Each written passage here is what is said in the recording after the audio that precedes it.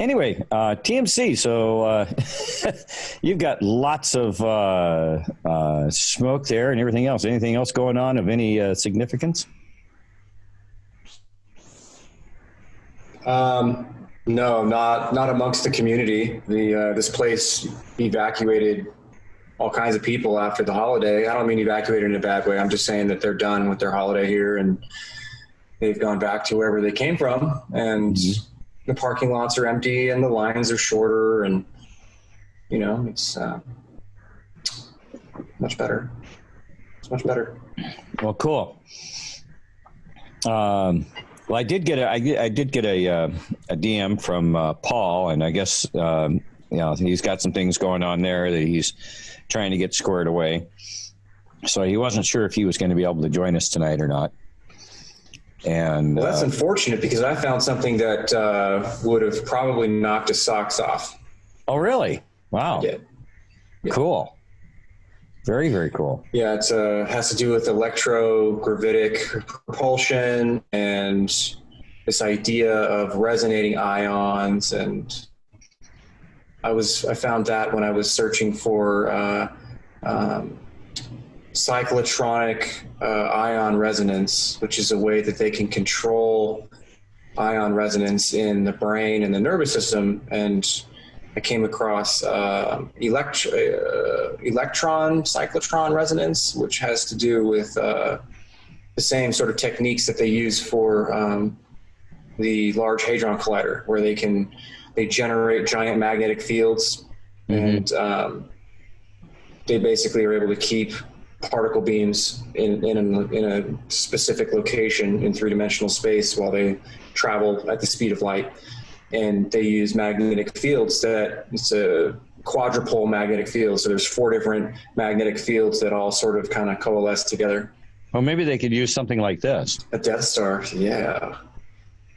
Well, the interesting thing is about these pictures here. I've been holding on to these pictures for a long time. Shock claim: Saturn's moon, Lepidus, is an alien Death Star. Now, here's the moon. Look at the moon, and look at the Death Star. Do you see any similarities? I do. I mean, this is crazy. I've seen pictures like this before. Like this one.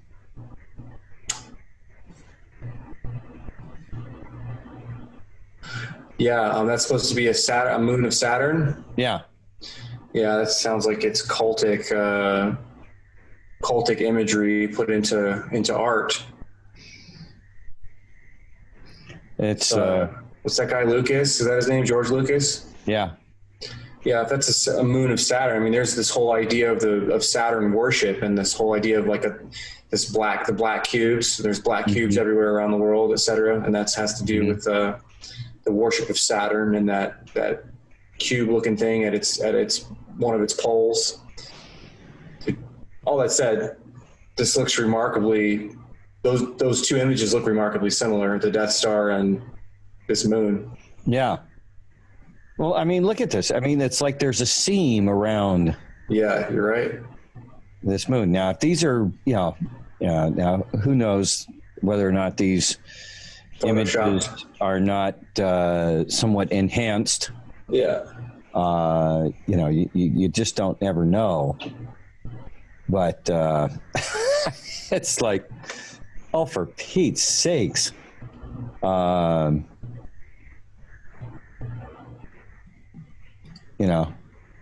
Like this image here.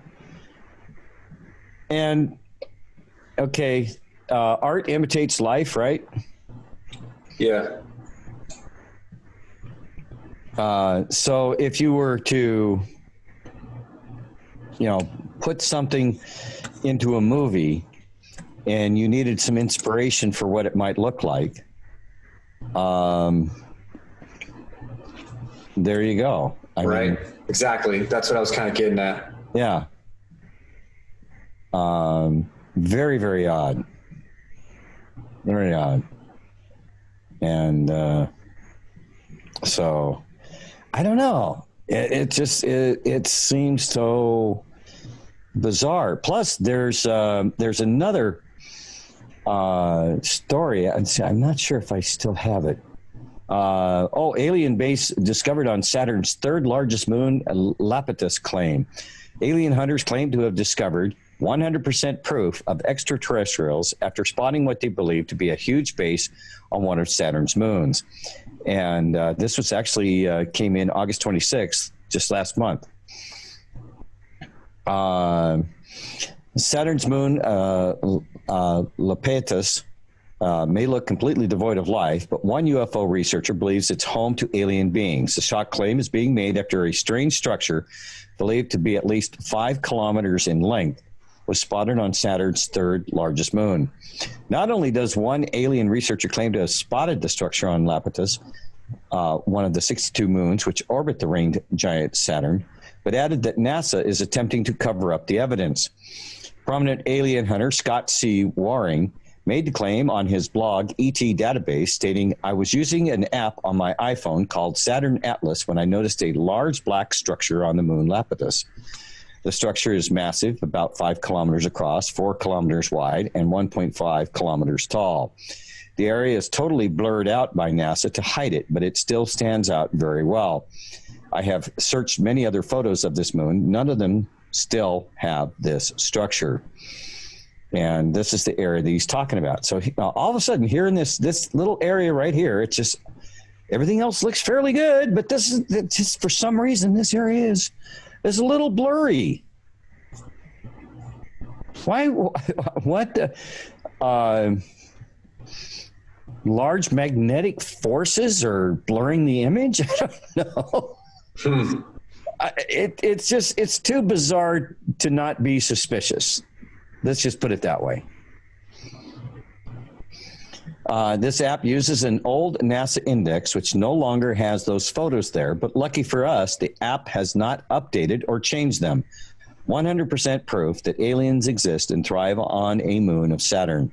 However, skeptics and NASA say the structure and other similar findings are just the effects of pareidolia, a psychological phenomenon. Blame it on your brain. When the brain tricks the eyes into seeing familiar objects or shapes when they do not exist. Nothing to see here, folks. Move along. It's just in your head. You're crazy. We're not. NASA said pareidolia is a psychological phenomenon where people see recognizable shapes in clouds and rock formations and other unrelated objects or data. There are many examples of this phenomenon on Earth and in space, but Mr. Waring has argued that humanity has the strength to deal with such a shocking alien revelation if NASA were to admit it. He said, much like COVID-19 did to the people in each country as it spread, because the people once believed that such a pandemic would be impossible, and yet the human race has changed their perspective on that very fast. Only if the news media hypes it. Because they believed what they were told, but they didn't believe the facts. Now they're saying the fact that this thing is there, it's not really there. It's just in your head. Okay, so who's getting twisted which way? Who knows? That's how disclosure of intelligent aliens would be, but it would not kill people or frighten them as much. One of NASA's former top engineers previously said that living alien UFO spaceships are using the rings of Saturn as a hiding spot and that they are proliferating at an alarming rate. The former NASA employee has previously said that the amount of spaceships has reached critical levels and that authorities should keep an eye on it. He added the rings have become so compact with UFOs that they are now starting to gather around the likes of Jupiter and Neptune at their alien spaceships hiding in Saturn's rings. The claim was made by Dr. Norman Berggren, a well-respected engineer who held a position at NASA's Ames Research Center. But he must be crazy now, because that kind of stuff just doesn't happen. It can't be true. Or can it?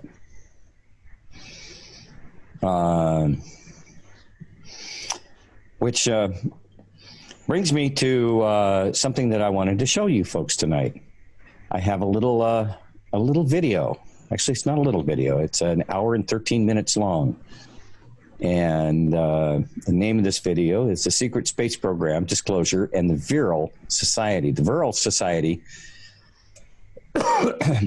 is associated. This kind of falls in line with the rest of what we've been doing as far as talking about Nazi Germany and what, their gold, their escape to Argentina, breakaway civilizations, and all of that. And so I thought that this video was very apropos. Are you familiar with the Virile Society? Have you heard of that one, TMC? No. Okay. Yeah, this video is really fascinating about it. So I thought we'd just go ahead and we'd show this video, and then we could talk about it afterwards. You good with that? Oh, yeah. All right, here we go.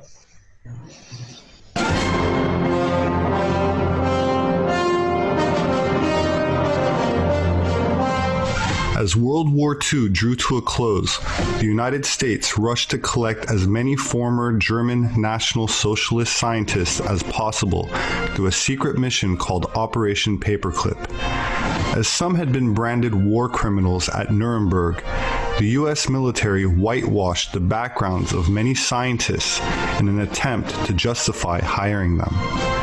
Knowing that trouble was brewing already with the Soviet Union, these scientists were employed by the U.S. in a wide variety of roles, from military intelligence and the CIA to public space programs like NASA, as well as top secret technology development in deep underground military bases such as Area 51. Wernher von Braun was a member of various German political organizations, including the SS. He was chief developer of the V-2 rocket, the first ballistic missile ever created. After Operation Paperclip, Braun became the director of the Development Operations Division of the Army Ballistic Missile Agency. While there, he developed the Jupiter-C rocket, which was used to launch America's first satellite. He was also credited as being instrumental in leading the moon mission. While there are those who believe much of what was shown to us regarding the lunar landing was staged on a movie set, it still cannot be denied that we did send up giant rockets and shuttles, and this technology achievement could not have been accomplished without the German scientists' involvement and leadership.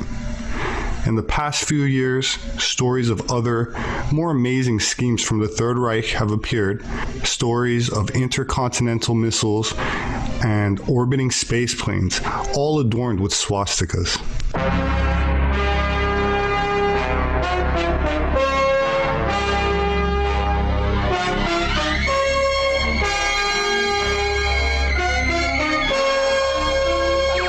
While it is widely accepted that the National Socialists were defeated with Germany's formal surrender in 1945, this is only partly true. Many claim that the Nazi elite were able to covertly develop saucer-shaped craft far in advance of anything possessed by the U.S. and established a secret subterranean base in Antarctica which some of their elite retreated to, eventually defeating a post-World War II attack by Allied forces in 1946, led by Admiral Byrd, who retreated after suffering substantial damage and casualties. This is better known as Operation High Jump. While the United States and other nations with central banks continue to suppress this storyline and the free technology involved in these craft in order to maintain the status quo of their oil-based economy, the Antarctic Breakaway Group are said to have established a viable Star Wars-like space civilization. Now, as wild as all this sounds, what would such a civilization be like? We can wonder, can't we?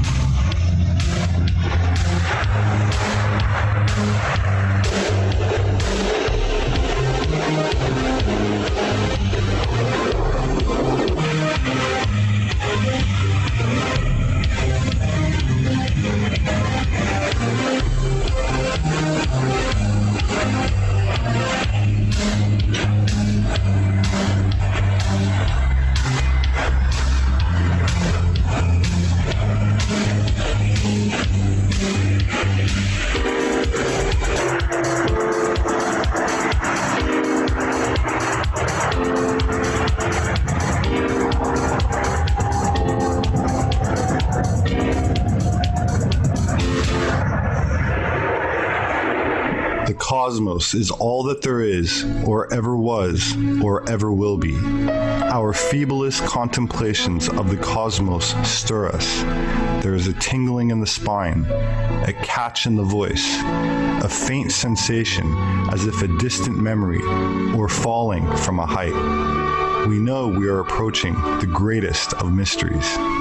Carl Sagan.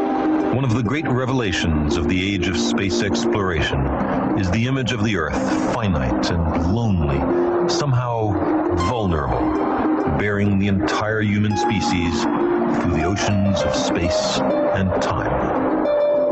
Here we are on a planet which is about 5,000 million years old. The sun around which it goes is not much older.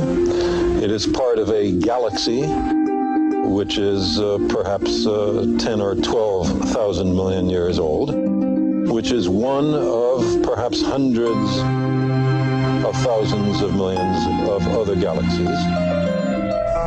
While I never agreed much with Carl Sagan politically, I was always in awe by his ability to stir the imagination and to make the world seem so small, therefore bringing us all that much closer together.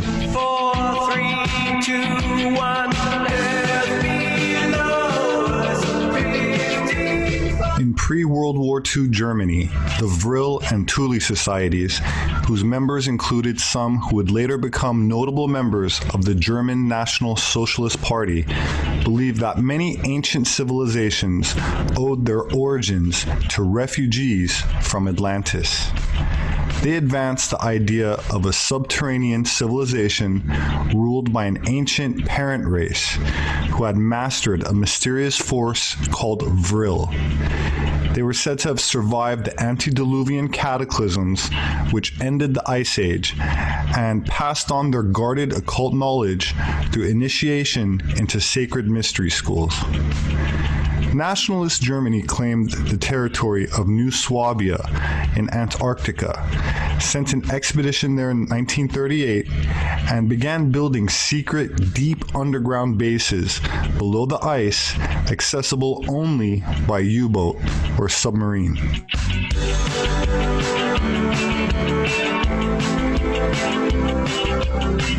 Organizations such as the Vril Society and later the German government itself conducted research into psychic phenomenon, advanced propulsion technology, saucer-shaped aircraft, and actually defeated Allied forces in 1946, led by Admiral Byrd, who then retreated in disgrace. The mission is still largely classified as Operation High Jump in a continued effort to suppress this Vril free technology in favor of maintaining the status quo of an oil and debt-based global slave economy. My name is Stoll, Axel Stoll. I'm a doctor of natural sciences. I'm familiar with all natural sciences and look at the problems in its entirety. Are you also Aryan? Yes, of course. I'm of Germanic heritage, that's all. My father was a military officer and volunteered for the SS during World War II. He was obligated to have an Aryan certificate. It's interesting, almost everyone was in the military, and your family had to have an Aryan certificate.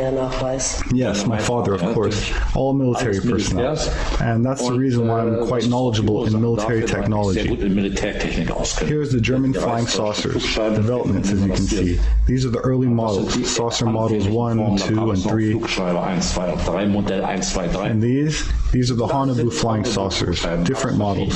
Haunebu. Yes, the name Haunebu. Haunebu. It's of Germanic origin. There's a swastika painted on it. Yes, on the initial ones. The moon is populated, Mars is populated by Nazis, and a few more planets. Probably also several other fixed star systems, but that's a guess. But that would mean that the moon and Mars is inhabited by Nazis? Yes, that's correct. The backside of the moon. Have you seen a UFO? Yes, several. Where? Here in the area of Berlin. Several. They perform vigorous aerial maneuvers. The movement, zack, zack, zack. And they're piloted by the Aryans? Yes, that's correct. So where did the Aryans come from? Presumably, but I can't prove it, from Aldebaran. From that star system. From the star system of the head of the Taurus, 68 light years away. With effects faster than light, it's only a short hop. So the Aryans basically weren't born on this planet? No, not born on this Earth. Well, there was also so-called Vril Society in the Third Reich, and they had telepathic contact to Aldebaran with the Vril women, mediums. What about the wisdom of the Aryans? Are they more intelligent? How high is their IQ? High, very high. Were there also black people on Aldebaran? No. This planet is a prison planet. Between the late evening of February 24th, 1942, and the early morning hours of February 25th, the City of Angels went into a state of panic as what were initially believed to be German or Japanese enemy aircraft were spotted over the city. Taking place on the heels of the Pearl Harbor bombing, and just one day after a confirmed submarine attack off the Santa Barbara coast, the UFO sighting touched off a massive barrage of anti-aircraft fire with some 1,400 shells shot into the skies above Los Angeles and lasting the better part of the evening. Many people believe the aircraft were extraterrestrial, with one eyewitness even describing an object he's seen as looking like an enormous flying lozenge, and some accusing the government of a cover-up, especially after conflicting accounts of the incident from the Navy and War Departments. As if to confirm public fears of extraterrestrial attack, one famous LA Times photograph emerged from the incident showing an ominous, saucer-like object hovering over the city. This much-debated photograph inspired America's first major UFO controversy a full 5 years before Roswell.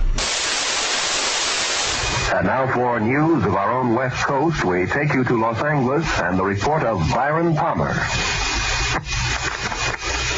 Anti-aircraft guns went into action against unidentified aircraft in the Los Angeles area shortly after 3 a.m. Pacific Wartime this morning. The anti-aircraft guns began barking during a blackout ordered by the 4th Interceptor Command at 2:25 a.m. The unidentified object, which some sources thought might be a blimp, moved slowly down the Pacific coast from Santa Monica and disappeared south of Long Beach. Army officials declined to comment on the possibility that the object might have been a blimp. However, it required nearly 30 minutes to travel some 25 miles, far slower than an airplane.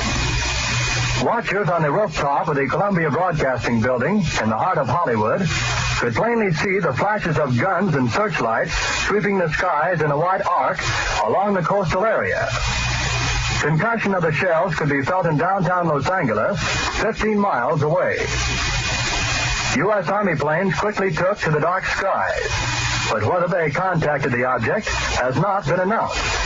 Army officials say they will not comment until they receive a full report of the action. Although some watchers say they saw airplanes in the air, semi-official sources say they probably were the U.S. Army's pursuit. Several observers say they saw one or more planes spotlighted by 20 or 30 searchlights. The object moved southward, presumably over Huntington Park at the western edge of Los Angeles, and on southward to about Long Beach on the coast. By 3:30 a.m., observers said the object appeared to be over the south of Long Beach.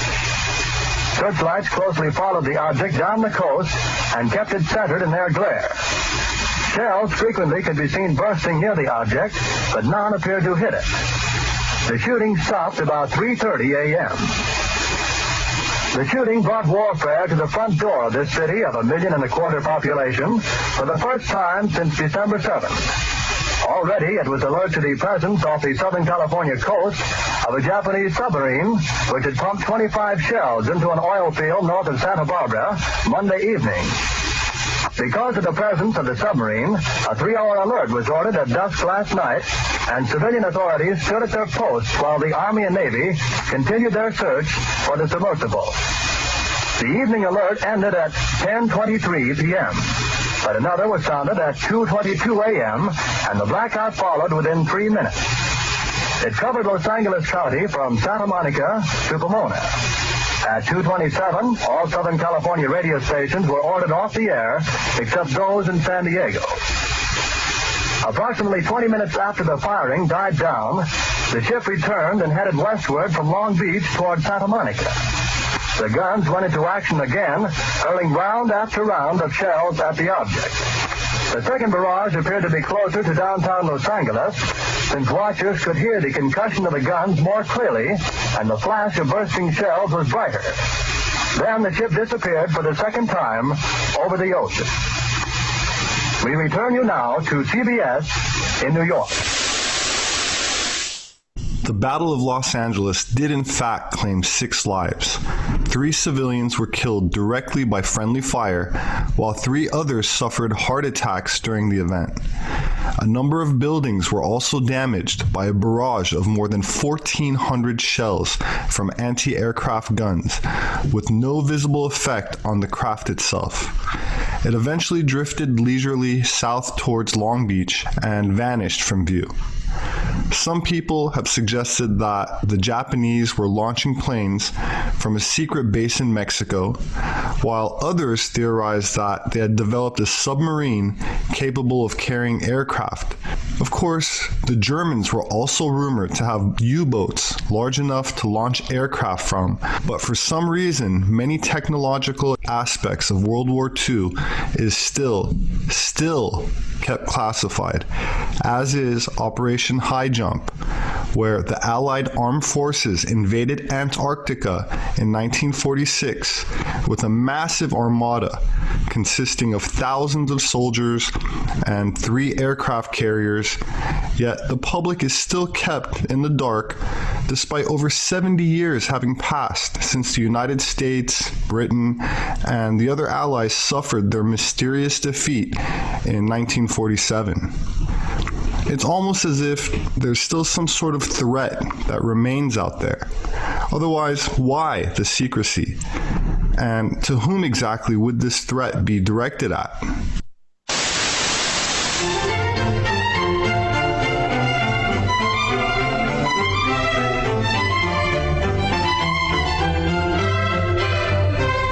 One needs only look at the data that came out of the collapsed former Soviet Union, and the truth concerning the events of World War II reveal itself quite nicely. Americans have always been interested in the techno-magical legacy of Germany. There's absolutely no doubt about this. Part 1, Base. At the beginning of 1947, yet another expedition by the American explorer Richard Byrd arrived on Antarctic shores. It was a very strange expedition. Unlike his previous 3, this one was completely financed by the U.S. Navy. Operation High Jump was its code name. Under the command of Admiral R. Byrd, there was a powerful military squadron, an aircraft carrier, 12 surface ships, 1 submarine, more than 20 airplanes and helicopters, and about 5,000 people on staff. You will agree, a strange team for a scientific expedition. December 2nd, 1946. Before the start of his expedition, Admiral Byrd, at a press conference, said, "My expedition is military in nature," giving no further details. At the end of January 1947, full-scale aerial reconnaissance began surveying the Antarctic region of Queen Maud Land. It all went to plan in the first weeks. Tens of thousands of photos were taken. Suddenly, the inexplicable happened. The 6-month expedition terminated after only 2 months. Fleeing the Antarctica coast, it was a real fast retreat. They lost a destroyer, almost half their carrier-based aircraft, dozens of sailors and officers. The commission investigation members of the United States Congress, Admiral Byrd, said the following: "In the event of another war, America can be attacked by an enemy that has the ability to fly from pole to pole with incredible speed." What made the Americans flee? In 1945, 18 months before Admiral Byrd's expedition began, 2 German submarines entered Mar del Plata, port in Argentina, surrendering to authorities. These were no ordinary submarines. They were from the so-called Führer convoy. This was a top-secret fleet fulfilling missions. Details have remained a secret till now. The submarine crews were reluctant to cooperate. Even so, the Americans learned a few things. The commander of U-boat U-530 spoke of his involvement in an operation codenamed Valkyrie 2. 2 weeks before the war's end, the U-boat U-530 left the quay, heading for the shores of Antarctica. On board of the submarine were passengers with faces covered in bandages, as well as Third Reich relics. The commander of another U-boat, U-977, Heinz Schaefer, later testified that he followed the same route. It was found that the German submarines repeatedly followed the Antarctic route. But why go there? Antarctica. Recently, huge underground lakes were found, a kilometer deep under the ice. The lake's temperature is 18 degrees Celsius. Located above the water surface are dome-like vaults filled with warm air. It's possible that from these heated lakes, a constant river of warm water flows into the ocean. For thousands of years, these warm rivers may have formed large underground ice tunnels, perfect for the construction of secret bases. From the ocean's edge, any submarine can easily pass under the coastal ice into these tunnels. Here it was. Okay, I want to stop this right here. And a couple of things I want to bring up that we have talked about on this show. And how much of what was just said relates to what we talked about that happened up here, that's going on here in North Idaho, TMC? Quite a bit. What about the guys that showed up with bandages all over their faces? And and what I was talking about, at the hospital at Farragut Recruit Training Center, these Nazi prisoners came in there and had this, incredibly fantastic medical facility there. And all of these Nazi prisoners were brought here to North Idaho at about the same time that they were, bailing out of Germany. Yeah, the implications that you're making lead me to wonder if that spot in Idaho being a naval test facility for submarines and other craft. I know there was speculation that that thing basically is connected to the Pacific Ocean, right? Was that? It's funny because I keep getting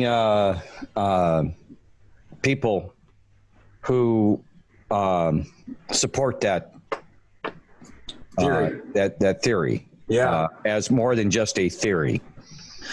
Well, yeah, and then you're bringing up this stuff where they got these guys coming in with wounds and that are interesting and advanced medical facilities. It would make sense that if you're going to deem an area some level of secrecy, that the programs that would be done there would not be specific or exclusive to one field of research.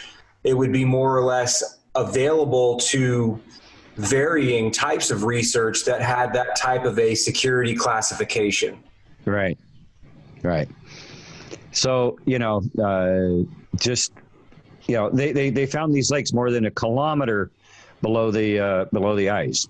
Right. And, and then the idea of underground rivers that went all the way out. So these submarines could enter and leave completely submerged and no problem at all. Given the fact that, there was an ancient antediluvian glacier lake in Montana, major, huge, there was an ice block in one of the passes that major ice dam, and they called the Lake Missoula, and it was massive. Part of Montana was a lake that was blocked in by this ice dam basically in the pass between North Idaho and Montana. And when the ice age passed and that ice dam eventually failed, there was this massive, incredibly huge flood that came down through North Idaho, flowed down through the valleys in North Idaho, where you have Sandpoint and Lake Pend Oreille, down into Lake Coeur d'Alene, and then crossed over into right through the Spokane region, which is, if you see the topography here, if you see these massive cliffs and different things just through eastern Washington, all the way down through into the Columbia Basin. They do talk about this massive flood that when that ice dam failed and Lake Missoula emptied out all the way across Idaho, and southwestern and eastern Washington, and then out through the Columbia Gorge, with parts of it spilling down into the Willamette Valley in Oregon as well. And if you look at it from the air, you can see all kinds of evidence of this massive, massive flood. To the fact, I mean, we're talking boulders the size of a 2-story building sitting in the middle of nowhere, as if they were just put there by, how did this big freaking boulder get out into the middle of this farm field in the middle of nowhere? One single boulder, massive, the size of a 2-story building. But it was being moved around like a marble by this flood. It's something else that occurred to me. It's to think that all of the water that is on the surface of the planet, to think that there isn't or aren't any channels that flow some way into the earth or some way into what we would consider land, right? The stuff that we inhabit. And or flow through entire continents, considering the way water is, right? It's completely plausible to think that there are underground waterways. Completely plausible. Yeah, absolutely. Well, according to a lot of people, there's caverns all over within the first few miles of the crust, and then some of those caverns, some of that rock is dissolvable. I mean, it's limestone and salt would be dissolved. I mean, look at what's happening to Florida with the sinkholes. Why do we get sinkholes? Because the limestone is dissolving underneath.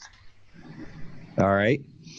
And it's absolutely so if you've got this massive lake being held for, I don't know how long the ice age went, but, probably, a couple of centuries maybe or so, or maybe even longer than that.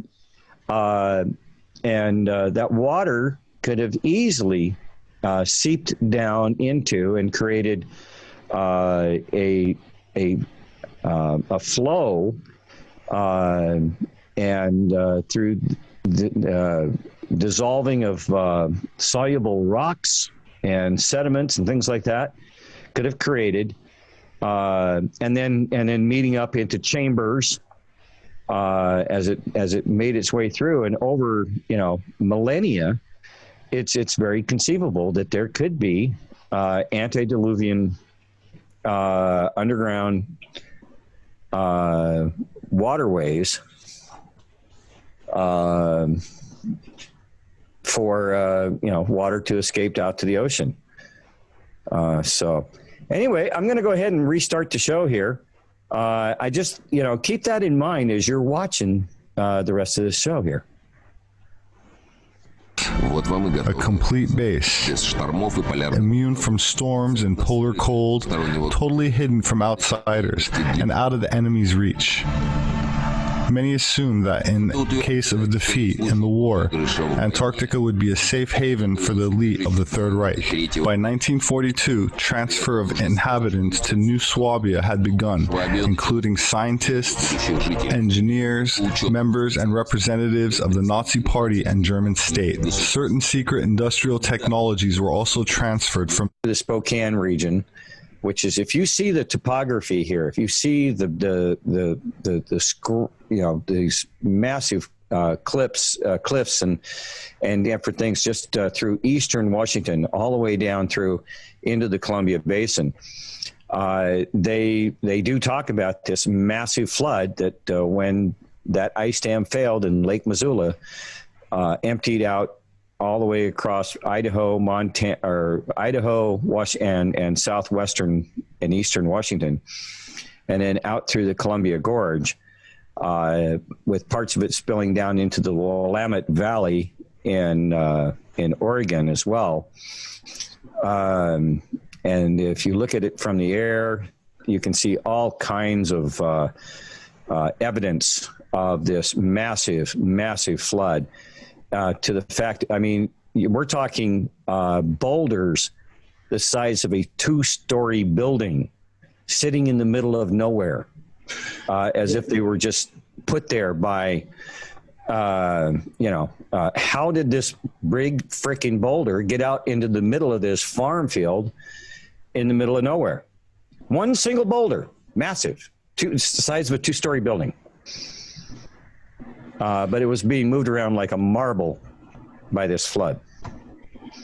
It's something else that occurred to me. It's to think that all of the water that is on the surface of the planet, to think that there isn't or aren't any channels that flow some way into the earth or some way into what we would consider land, right? The stuff that we inhabit.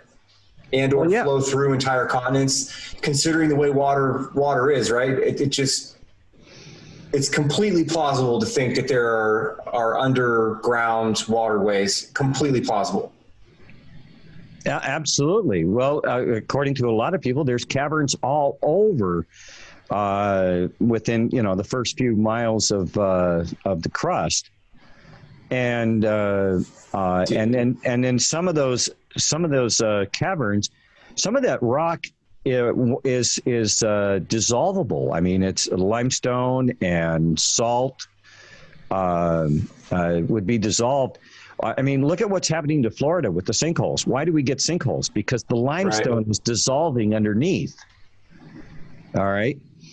And it's absolutely no. So if you've got this massive lake being held for, I don't know how long the Ice Age went, but, probably, a couple of centuries maybe or so, or maybe even longer than that.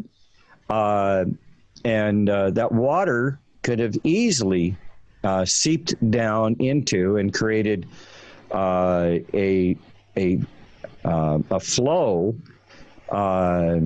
and through the dissolving of soluble rocks and sediments and things like that, could have created and then meeting up into chambers as it made its way through, and over millennia, it's very conceivable that there could be antediluvian underground waterways for water to escape out to the ocean. So anyway, I'm going to go ahead and restart the show here. I just keep that in mind as you're watching the rest of this show here. A complete base, immune from storms and polar cold, totally hidden from outsiders and out of the enemy's reach. Many assumed that in case of defeat in the war, Antarctica would be a safe haven for the elite of the Third Reich. By 1942, transfer of inhabitants to New Swabia had begun, including scientists, engineers, members and representatives of the Nazi Party and German state. Certain secret industrial technologies were also transferred from Germany.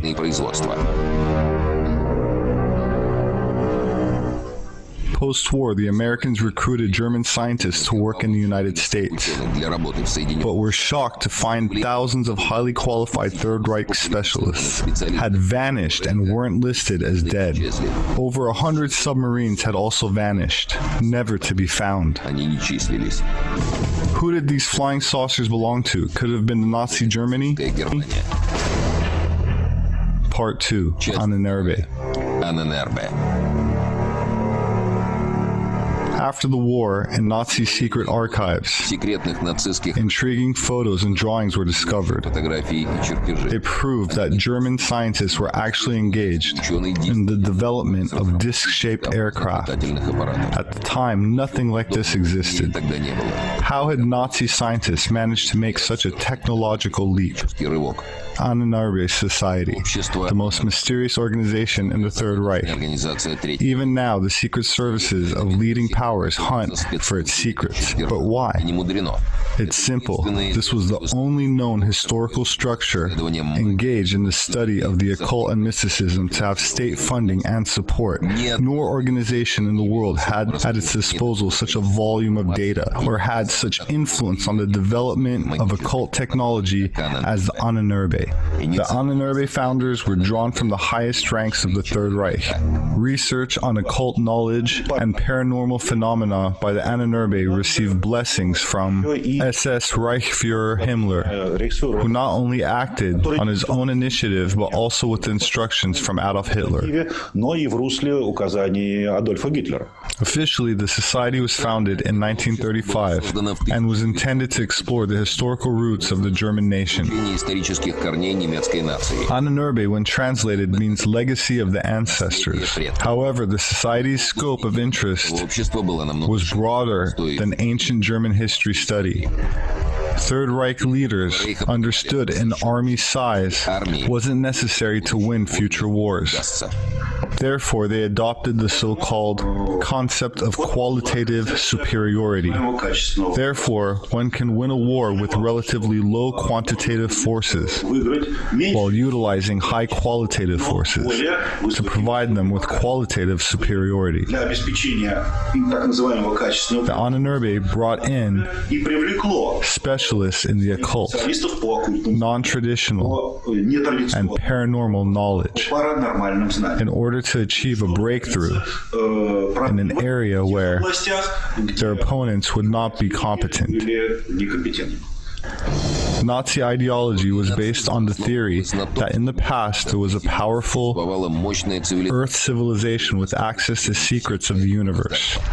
Somewhere, encrypted and scattered, this higher knowledge was preserved. Specifically, they were tasked with reviving the superhuman in Germany.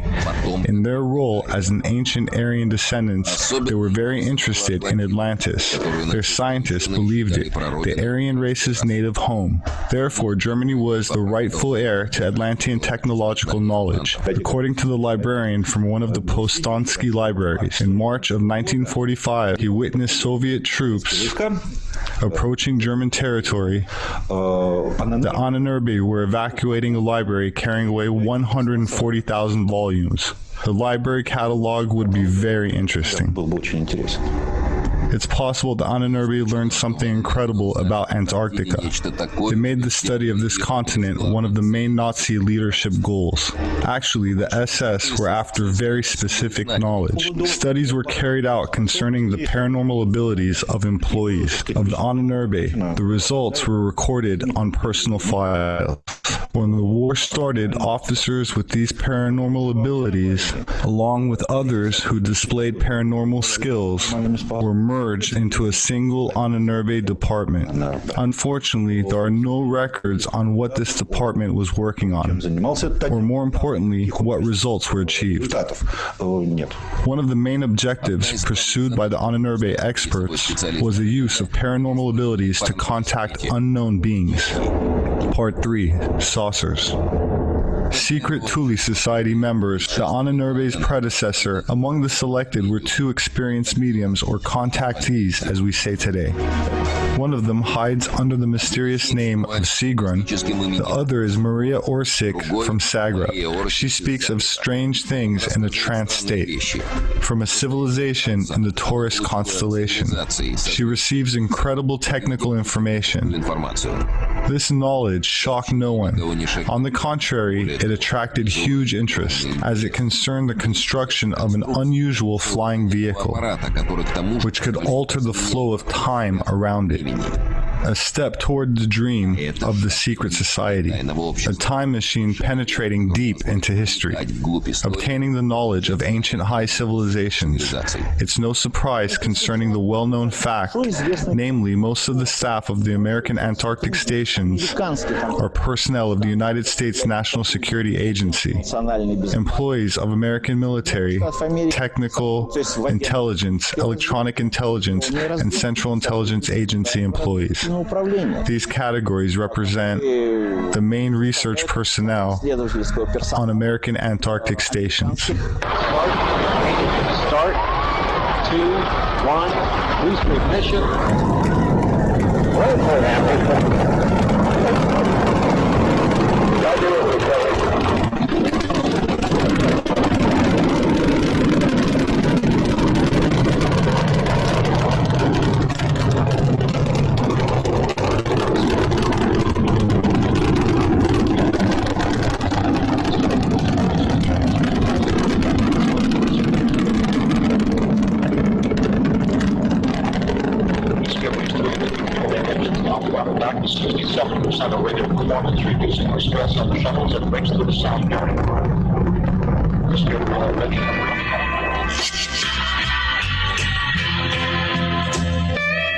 Dr. Wernher von Braun was one of the most important champions of space exploration in the 20th century.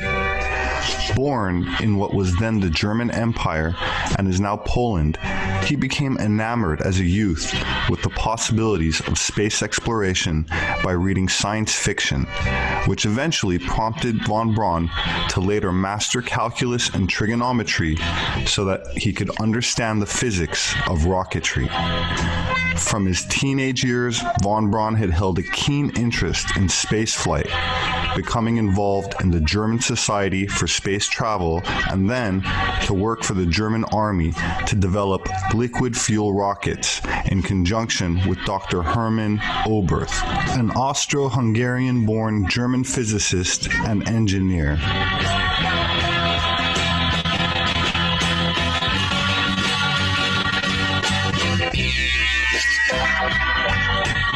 What you are looking at is a rocket launch as seen from the International Space Station on November 16, 2018, made from 2,050 individual time-lapse photographs.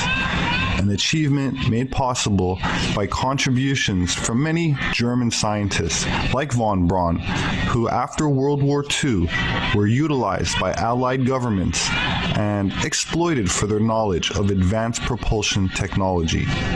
This same technology, according to the official word from NASA, was used to safely get man to the moon and back. I say according to NASA because the claim is disputed by some who say that the moon missions were at least in part staged. While the official narrative remains controversial, even more controversial are allegations that the German Nationalist Party had obtained even more advanced technology and had already been to the moon long before the creation of NASA itself. If you would just kind of give us a background and an outline of just what was the German Saucer project, as we understand it at this point. The German Saucer project was an offshoot of their advanced aviation and space research and development. Disbelieving at the beginning the existence of German saucers, I made a thorough search of books on advanced German aerospace technology, and what I discovered was astonishing. The Germans were the first to develop, seriously to develop the rocket engines, the turbojet engine, the pulse jet, the ramjet. They were the first to test a rocket-powered airplane in flight, a rocket-powered, a turbojet-powered, and a pulse jet-powered airplane. Piloted planes. They were the first one to introduce them in combat service. That's all what we know. They also developed the flying wing. They developed the flying wing, the Horten brothers. They developed a turbojet flying wing. They were working on monstrous intercontinental bombers of bizarre designs. I have several hundred slides that I've taken from books from the public domain of designs that were so ahead. The Germans developed, according to some even more advanced rumors, they developed the time machine. According to other rumors, the bombs that were thrown over Hiroshima and Nagasaki were German. The American project went along other lines, and the bombs that were produced were much bulkier and impossible to load on an airplane. A light-emitting rocket hit the moon in 1938, unmanned rocket. A light-emitting propulsion that I've never heard of, different from anti-gravity, different from rocket propulsion, probably very economic. Free energy, quite because you can't load car batteries to power the laser that would emit the light to take the rocket to the moon, obviously. In 1952, German engineers built for Juan Perón a cold fusion electricity producing plant in Argentina. Flying discs that were powered by conventional engines, basically. By the engine, not same engine that they used for the Messerschmitt 262 fighter. Which would be a conventional engine, rather than an exotic. No, conventional turbojet engine running on mundane, low-grade aviation kerosene. There's a significant body of evidence out there that suggests that a significant number, if not all, UFOs come from right here on this planet. And we're going to look at that evidence. There's a book written by Renato Vesco, an Italian author who was in the military, Italian military, during World War II, and he had access to some very interesting files, German files, on German flying disc technology, that the Germans were developing flying discs along with other bizarre aircraft during World War II. And that's what we're going to be looking at, and what developed from that. And some of the UFOs we see today, are they product of that technology? Well, I would say through the research that I've done and the people that I've talked to, that the majority of what we see are actually built here on this planet and maintained and flying on this planet. But it's really, it's awful hard to believe, still even for me, that our government is keeping this from us. I mean, here we're supposed to be, we're touted as the greatest country in the world, and that we have so many freedoms here, and that the freedom of speech reigns supreme over all of the world here in the United States. And yet, it doesn't. Right. And yet it doesn't. Well, it goes back to the days of the Mercury flights and NASA, or the moon rockets and so forth. Our technology was the biggest, the bestest, the mostest.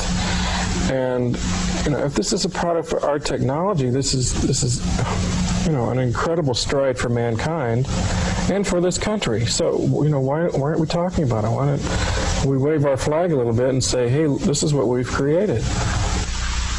We've got Vladimir on the phone, and we'll be asking him some questions. Please feel free, if we have time, to call in. We'll try to get some right at the end. We're going to be talking to him about the German saucer. in the 30s and 40s. Jim had the opportunity to interview him while we were in Phoenix both times, wasn't it, Jim? Yes. The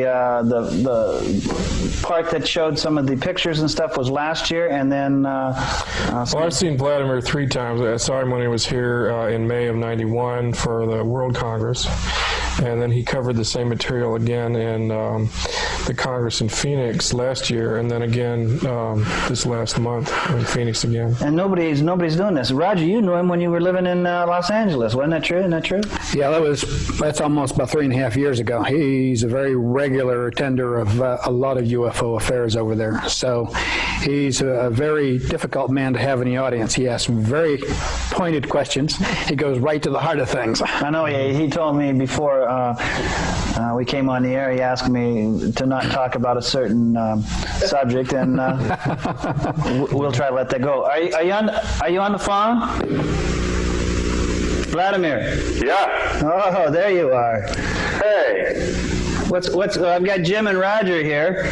Excellent. And we're going to fire some questions at you. Excellent. I want skeptical questions. Well, you probably get them. Skeptical. Okay. What do you want? Somebody want to start off? Well, I've had my shot. Roger, you take a shot at Vladimir for us here. Well, Vladimir, you've been around this scene for an awful long time. How advanced from the state of the craft? In other words, rather than going from the beginning, let's go at things from the front. And how advanced do you believe at this point in time that German technology is? We'll say here, in other words, wherever it's at. And if you can, comment about the location down in Antarctica and about some of the facilities there. I want to make one clarification here that the very definition of German technology is a little bit fuzzy, because Germany in its European location is one thing, but the German colony on the South Pole is basically linked much closer to the secret projects going on in the United States and Russia through the secretive channels of the basically planetary government that runs the planet. So it's not just a separate German technology on the South Pole. It's very much interwoven, probably in my opinion, inseparably interwoven with the secret American or Russian technology of the super black projects in both countries. My point of line of research has been that all behind the smoke screen of the Cold War for all these years, the Americans and Russians and the Germans in the South Polar Colony have been the best of buddies in the very secretive research of the, let's say, the alternative 3 scenario, Moon and Mars survival and evacuation colonies, or the Star Trek scenario. It's my feeling that nuclear-powered anti-gravity craft has been built for 20, maybe 30 years by the superpowers and used in outer space, interstellar exploration. Basically what we see on Star Trek. It's a reality for a limited number. So, how advanced is the German technology on the South Pole? To come back to your original question, this is the secret terrestrial technology. At these highest levels of conspiracy, there are no superpowers feuding with each other. They're all best of friends working together under the management of the basically overseeing extraterrestrial and celestial management. Well, if that was if you really feel that's the case, then how come in the late 40s and early 50s were German craft overflying the United States, and why were we scrambling fighters and trying to shoot some of them down? Why? Well, because in the late 40s, early 50s, the Germans were still working on their turbojet craft. They were already phasing them out in favor of their spinning magnetic field craft. But many of these quote-unquote German craft over the United States have actually been secret craft of the American black programs. I mean, the left hand doesn't know what the right hand does. Actually, there are many hands to the octopus of the secret government. What I'm saying, Vladimir, if you remember the news reports, there was an extensive flap in the very early 50s. And many of these apparently were German craft. And the point that I'm making is we scrambled a lot of fighters. We tried to shoot those down.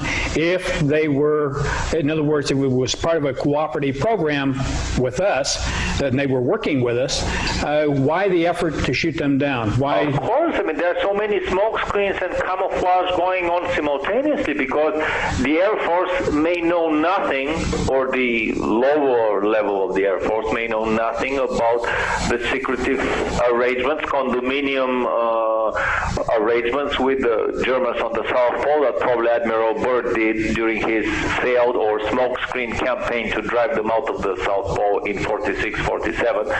So the Air Force may just see a legitimate enemy and try to shoot it down, but the guys above that know that, oh no, these are our secret friends on a secret mission here. A lady that lives in Sedona by the name of Helga Morrow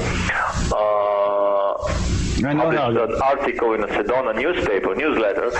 I interviewed her in a substantial, extensive 2-hour interview. Her father was a German scientist, moved through the possibly paperclip program in the United States after World War II, and worked on very secretive German projects, but before he died, he admitted to her that he went to the moon, inside the moon, to Mars, and inside Mars, but not with sulfur travel, but he went with teleportation to these destinations. So, in a way, I've gotten even beyond the alternative 3 claims of a saucer landing on Mars by finding stories that talk about teleportation travels to Mars and Moon and beyond, which give more credence to the claims of Al Bielek that teleportation has been developed in this country starting from the 30s, and by the late 50s it was fully developed and online for the secret government projects. In the 60s and 70s they developed the time tunnel traveling technology of the Phoenix project that is described in the Montauk project book. Wait a minute, this is Jim. How you doing? Hey, Jim. Just nice to hear your voice. On behalf of our viewing audience, the audience that may be a little bit skeptical about all this German material. Well, bombard me with skeptical questions. Very good. Those of us who are fairly well versed with history know that the Germans reigned England with the Buzz bomb and the V1, V2 bombs. If they had technology as advanced as flying discs, why weren't they used to combat the Allied air forces at the end of World War II, and why didn't they succeed in defeating the Allies? Very easy. I can answer your question with a counter question. I've heard stories that Tesla developed a death ray, actually a dematerialization ray for the U.S. Army in the late 30s. You would point it to any object, a stone, a truck, a tank, a soldier, anything, and the thing would disappear. The ray would shift the target, the vibrations of the target, a little bit off time, basically and technically putting it in a different time continuum, making it disappear from our continuum. So anything that you pointed from here on to the horizon would disappear. I mean, whole armies would be annihilated in seconds. Why didn't the Americans use this thing to demolish the Germans much earlier?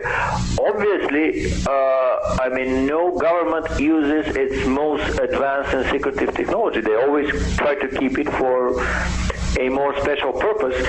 So I mean, the V1, the buzz bomb, and the V2 were fairly advanced rockets anyway. Nobody had them from the other side, so the Germans were using some of their advanced technologies. But the saucers, they were very well guarded, and the Germans were preparing a retreat to the South Pole, especially after 42, when the guys with the brains in Berlin realized that they would lose the war. Anybody who knew the real industrial might of England, Russia, and the United States combined realized that, what proved at the end of the war that there were 500,000 Allied planes against 100,000 German planes produced. For every German plane in the air, there were 5 Allied planes. Figures that are not very often discussed in the press.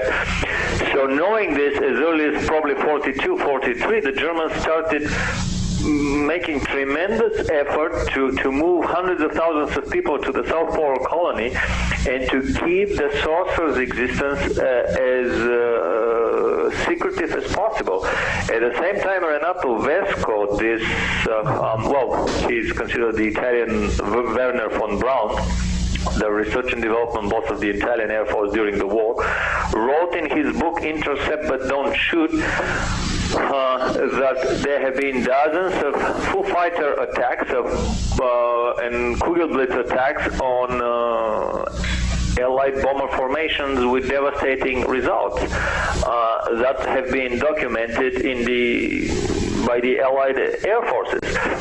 They did not reach the Allied press for obvious reasons. Okay, Vladimir, what would you say is the best evidence, the most compelling evidence for the fact that the German saucer projects were a reality? Funnily enough, the simplicity of obtaining anti-gravity. If anti-gravity is really obtained by simple spinning of any object along a vertical axis, as is the claim of 2 Japanese scientists from Tohoku University, Hayasaka and Takeuchi, who published a very important seminal paper in 1989 in the Physical Review Letters, one of the top 5 physics journals in the world. Simple spinning of a used airplane gyroscope would reduce its weight. It's official academic scientific literature. If it is that easy to produce anti-gravity, if one would not need the fancy science fiction hardware that Bob Lazar is revealing in his film that our government has been secretly back engineering in Nevada test site by using a hand-me-down alien technology utilizing element 115.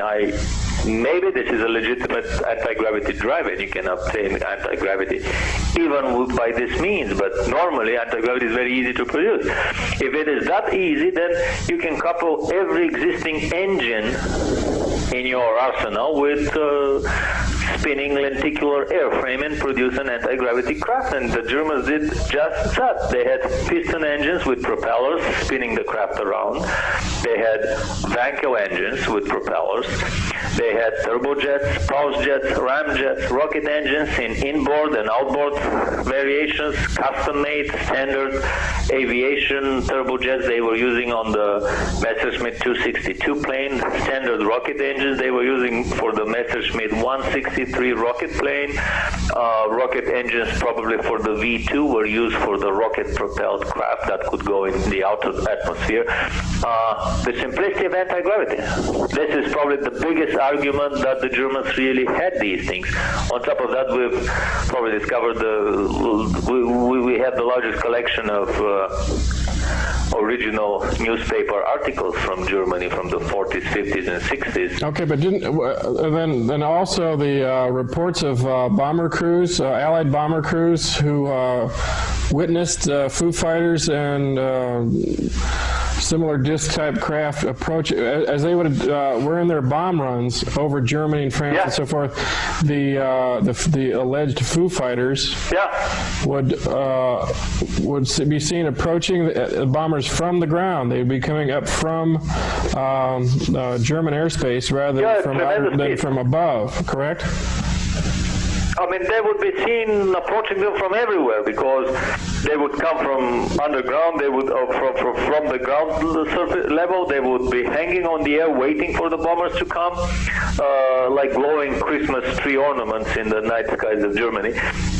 But they were so maneuverable, they could fast outpace. I mean, they were making probably 2-3 times the speed of sound in the atmosphere.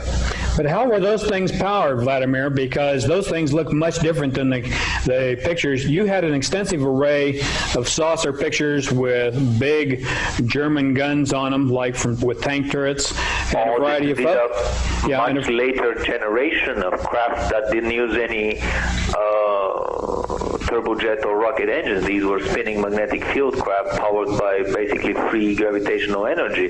But the earlier models were powered with low-grade aviation-grade kerosene. And the turbojet craft were air breathers. They would use atmospheric air. But what about, Vladimir, what about the Foo Fighters themselves? In other words, these glowing balls that... Renato Vesco has about a chapter, maybe 20-30 pages of the whole construction of the Foo Fighters. They were spherical machines. They were basically unmanned anti-aircraft weapons platforms. They would raise vertically. Mm-hmm. They would be guided with television cameras. The first television cameras in military usage were utilized probably on these craft. They would have heat-seeking infrared capability. They would have acoustic target-seeking capability. They would have what else? Magnetic target-seeking capability, radio controlled, remote controlled. They had turbines in the center of the craft. I'm not sure whether they carried the oxidizer on board or they were air breathing. I have a suspicion that the Kugelblitzes were non-air breathing, that they were carrying the oxidizer on board. Vladimir, on this turbines, they were using turbojet turbines. Mm-hmm. This with all of these Foo Fighters and German saucers during the war and the Allied shooting at them, you would have thought that they'd have shot one down in Austria or Yugoslavia or somewhere where somebody other than the Americans or the Russians or the Germans could get to it and either destroy it or take it.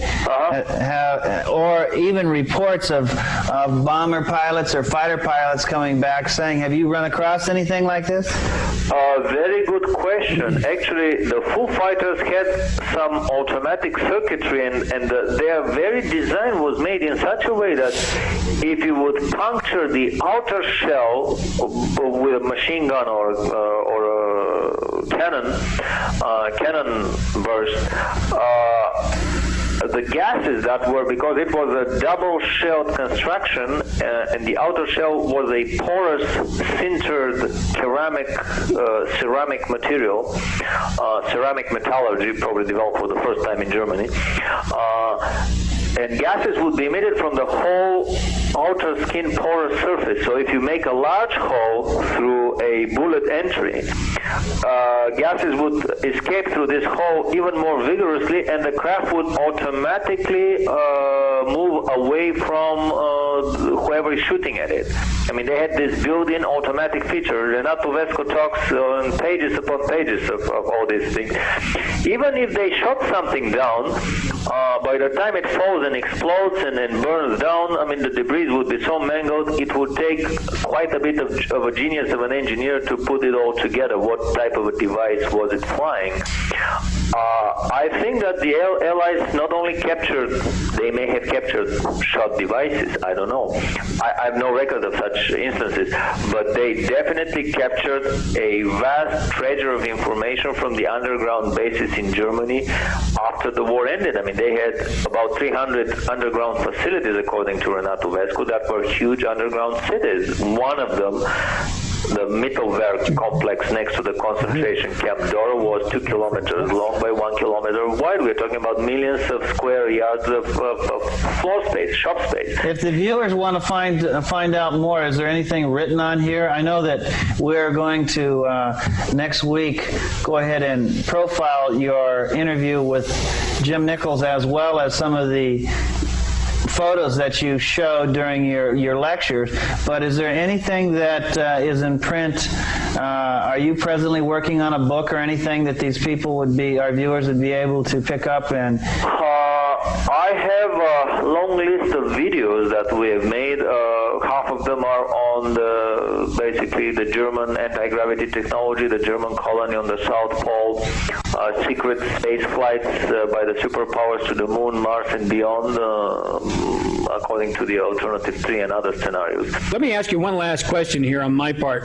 The Germans, with the technological development that they've done, there was certainly some involvement by Hitler in some very strange and unusual things. Do you believe that the Germans themselves had any type of connection with extraterrestrials or alien races during the early parts of their development programs? Yeah, I've heard this story on numerous occasions. For example, I heard that there was a saucer crash near around Peenemünde, another saucer crash in the Bavarian Alps, which may have been used as an excuse by the German secret elite to peddle this flood of new technological information, this avalanche of information to trickle it down into German economy and industry without having to explain exactly where they got it from. But I do think that the Germans were heavily involved in they had contact with extraterrestrials, several races probably. And the more time passes, the more I'm willing to accept the idea that basically extraterrestrials have always been in contact with the major terrestrial governments, and especially the secret societies, which are the fifth column for the introduction of a particular extraterrestrial philosophy in our society. The German secret societies like the Thule Gesellschaft, the Vril Society, and numerous others that I don't even know, have all been in contact with different types of alien races. And from here comes this enmity and competition between terrestrial secret societies, which basically kind of support their extraterrestrial backers. Let me ask one more little question here. You have an excellent selection of photos. Where in the world did you dig all those photos up? Well, it's said very simple in the Bible, search and you shall find. It's all in the public domain literature. One has to have the, how should I say, the belief that these things will be found, and they really come one by one. I mean, I'm waiting for information from Japan, information from Argentina, information from Russia, Czechoslovakia.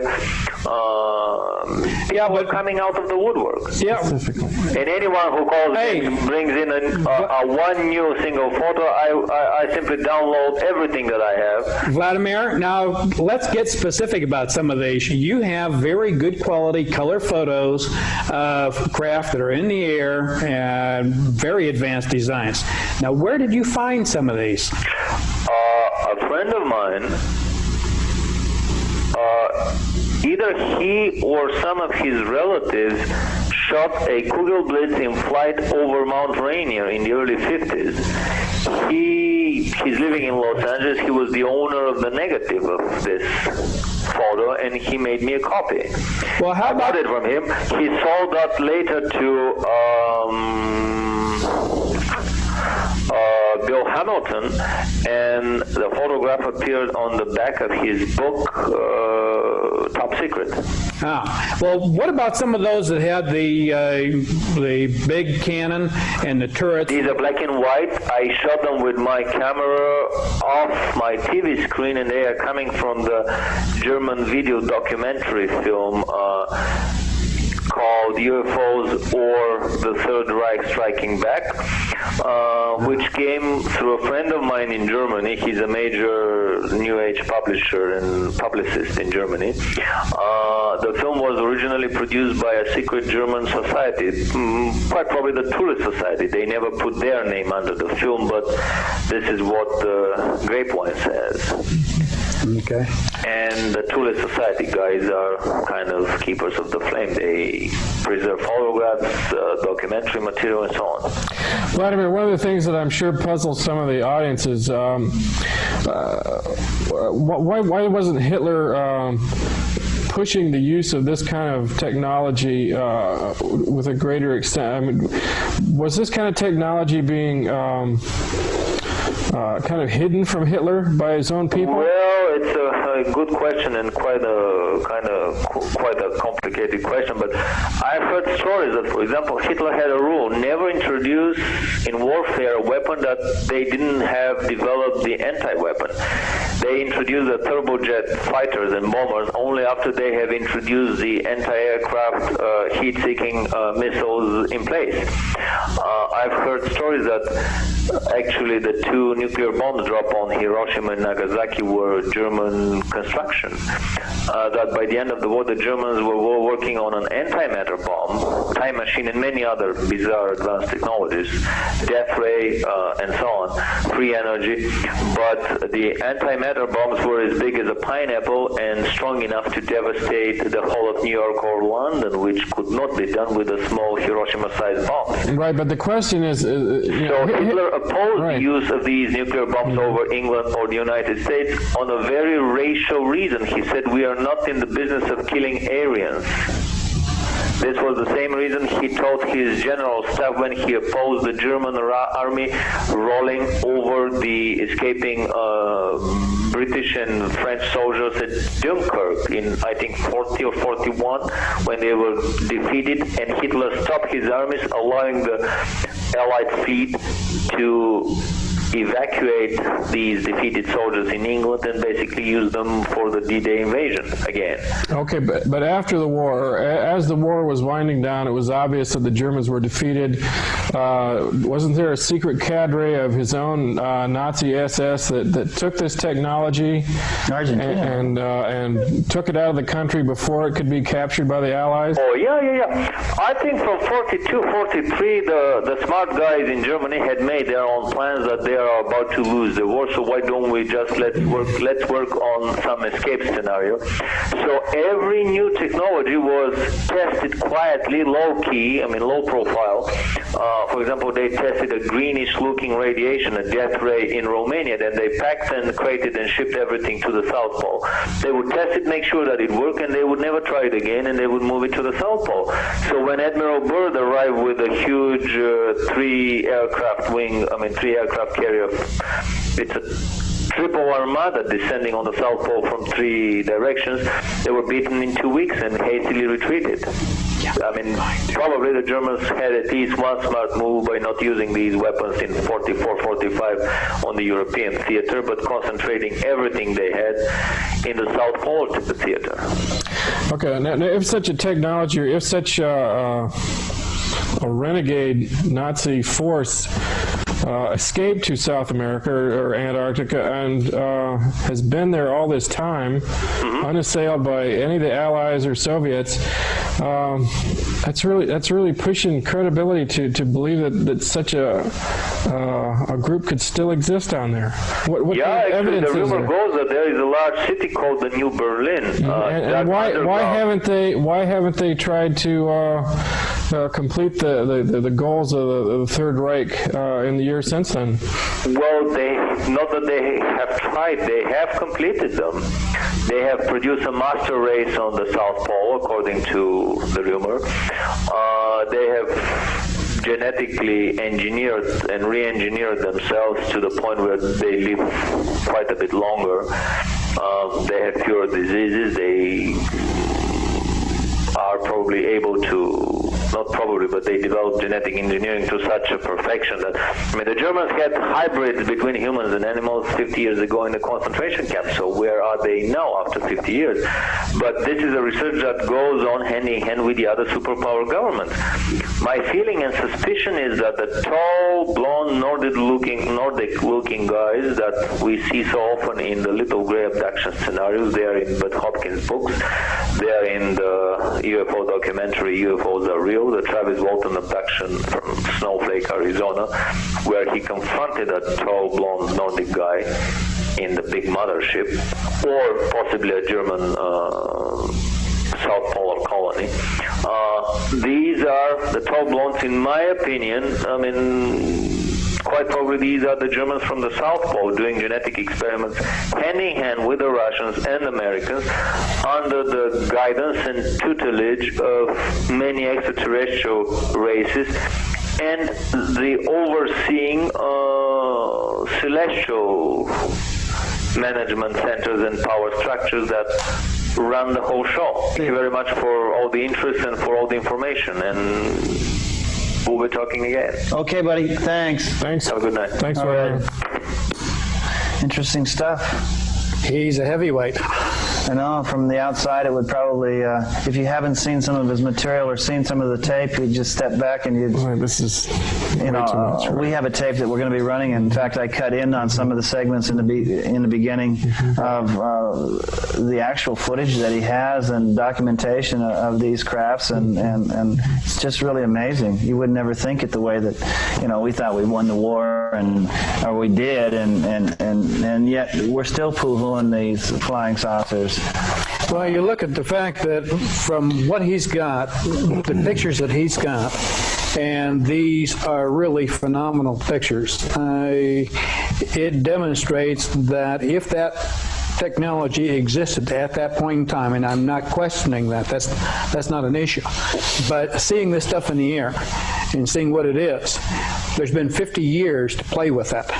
And it means that they've had a 50-year lead like that. Well, you know, it isn't so much that. Jim made a question, asked him a question, how come that if there was such an elite group of Nazis that got to leave, right? You know, but if you look at the whole scenario, and even kind of Shane talked about a little bit on his show, the Illuminatis and the secret government that actually are the bankers that are running this.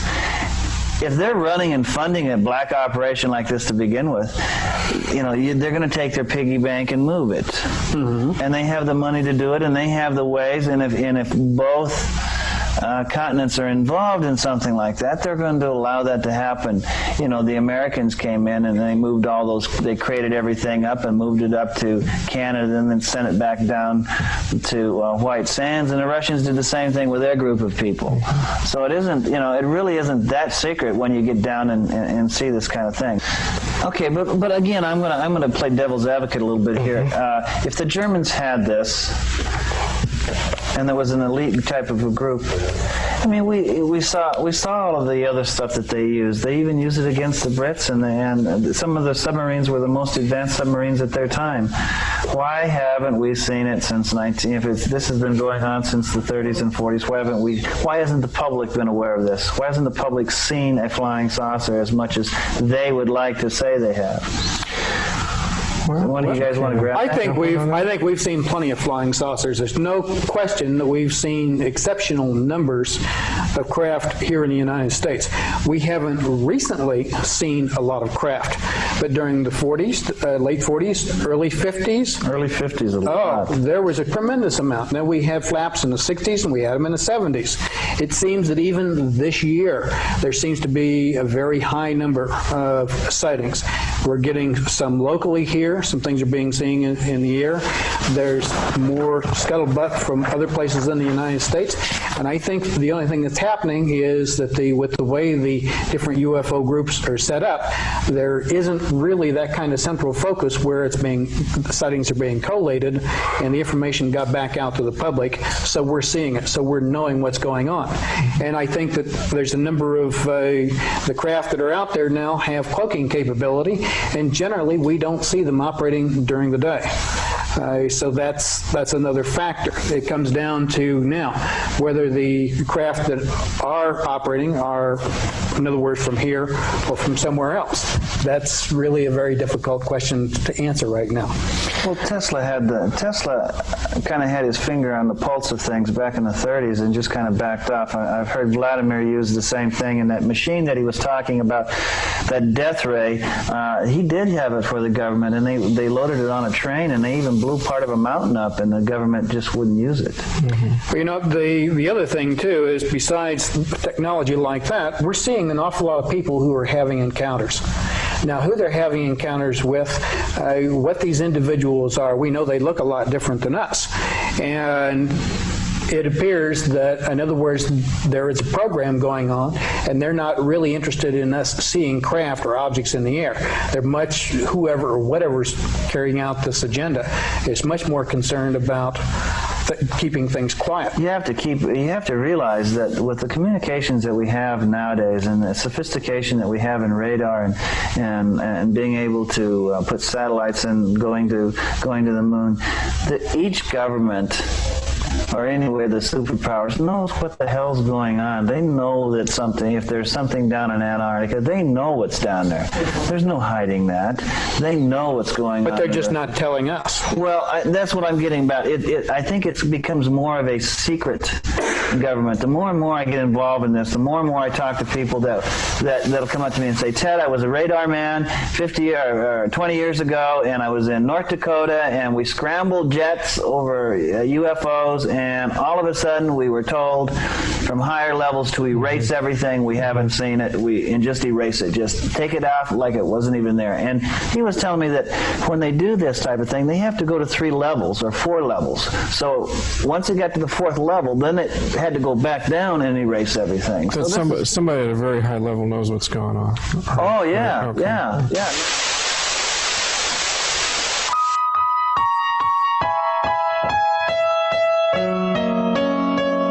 The medium Maria Orsic was leader of the Beautiful Young Ladies of the Vril Society. In pre-World War II Germany, the Sisters of Vril conducted research into psychic phenomenon, advanced propulsion technology, and saucer-shaped aircraft. The Vril Society, whose members included some who would later become notable members of the Nationalist Socialist Party in Germany, believed that many ancient civilizations owed their origins to refugees from Atlantis. They advanced the idea of a subterranean civilization ruled by an ancient parent race who had mastered free energy. This Aryan breakaway civilization was said to have survived the antediluvian cataclysms which ended the Ice Age and continued to thrive below the surface of the Earth. Nationalist Socialist Germany claimed the territory of New Swabia in Antarctica, sent an expedition there in 1938, and began building secret deep underground bases below the ice.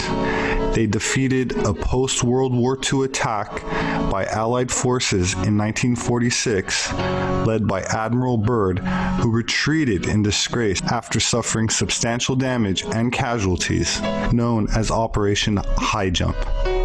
While the United States government continues to suppress this Vril free technology, the Nationalist Socialist elite that did not surrender in 1945 have allegedly expanded a massive secret space program which now includes colonies on the Moon and Mars.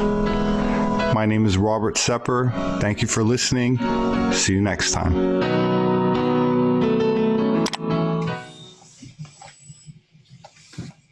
Okay. Well, I hope you found that video intriguing in the least, and maybe fascinating at best. There's so many places where I could have stopped and brought up some different points that I have made numerous times, and that is, there's absolute proof that so many technologies have been around for a minimum of 50, maybe 100 years. And then when you start looking at hieroglyphs and things going back, that were carved into the stone walls of some of these monolithic buildings of ancient civilizations, you just cannot deny that there is certainly something that has piqued the imagination of people to have carved this stuff into stones, and the stories and the little bits and traces of things left behind, and then you start piecing together what is actually being admitted about our history, things that have been more or less just overlooked. The accounts of the Battle of Los Angeles, the Foo Fighters that were witnessed over Mount Rainier here in Washington State, the Nazis were working on a flying wing. Okay. And these things, and I was just trying to find it. I just was looking at a video earlier today, and I'm going to have to try to see if I can find it, of they're experimenting with a model of a flying V-wing aircraft, and it looks all new and new technology, but what's new about something the Nazis were working on back in the 30s and the 40s, for crying out loud? There's nothing new there. Hey, Fortunate Patriot, good to see you, buddy. How you doing, brother? Good to see you out there. It's ludicrous. I brought up the point of the gasoline combustion engine. It's the same technology. We've added a few electronic pieces to it, some metering, some finely machined parts, a little more precision in the construction of it. But for all practical purposes, it's the same freaking technology. And it's been around for over 100 years. Are we that slow? I don't think so. TMC? Yeah, it's just, I really liked the video, number one. I thought there were some pieces in there that really stood out to me, particularly when they were talking about Tesla's death ray and how it would just change the vibration of a person and put them somewhere else. They didn't say kill them. They said put them somewhere else. Mm-hmm. That's, to think that was possible and likely yielded or resulted in some type of a death or untraceability back then, to think that technology has been expanded or developed. Is it conceivable at this point to be able to potentially put somebody into another dimension and then pull them back? Yeah. And what does that look like? You're talking about the idea of sending somebody into another dimension where they're looking for somebody who may have died, for example, in our dimension, and they're looking for them in another dimension. Mm-hmm. Which gives rise to this idea of universal consciousness, where in fact, if somebody's dead in our dimension and they're alive in another dimension, would you be able to communicate and interact with them and then come back and use that information? And what does that even look like? And but to your point about the other technologies, particularly propulsion and transportation and whatnot, I think that we're stuck with conventional technologies that were deployed commercially back around World War II, and we really haven't seen much change on purpose. And the change that we have seen are technologies that I think were military grade in use, in theater use, so to speak, that have now been commercialized. And that's about the extent of the technology that we have access to or that we understand in general. And through the extraction of our resources and our energy and our innovation from then until now, World War II basically until now, I think the idea is to move the secret societies forward, taking our resources, our energy, our work, our labor, applying it to these new technologies, new ideas, new civilization type stuff, and then basically just get rid of us in the process. And that's where we're at. We're at that point where they're like, okay, we're ready to just, we're ready. We're ready. Well, that would be the Luciferian satanic move forward. Now, the opposition to that is all life is sacred, and all life deserves to reap the benefits of society's advancements. I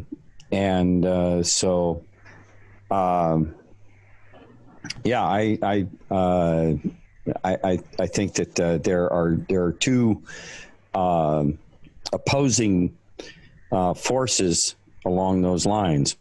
By the way, Danusha to the rescue.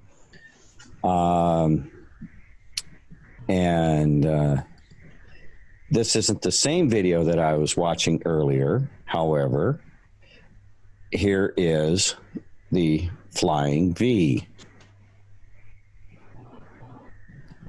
Take a look.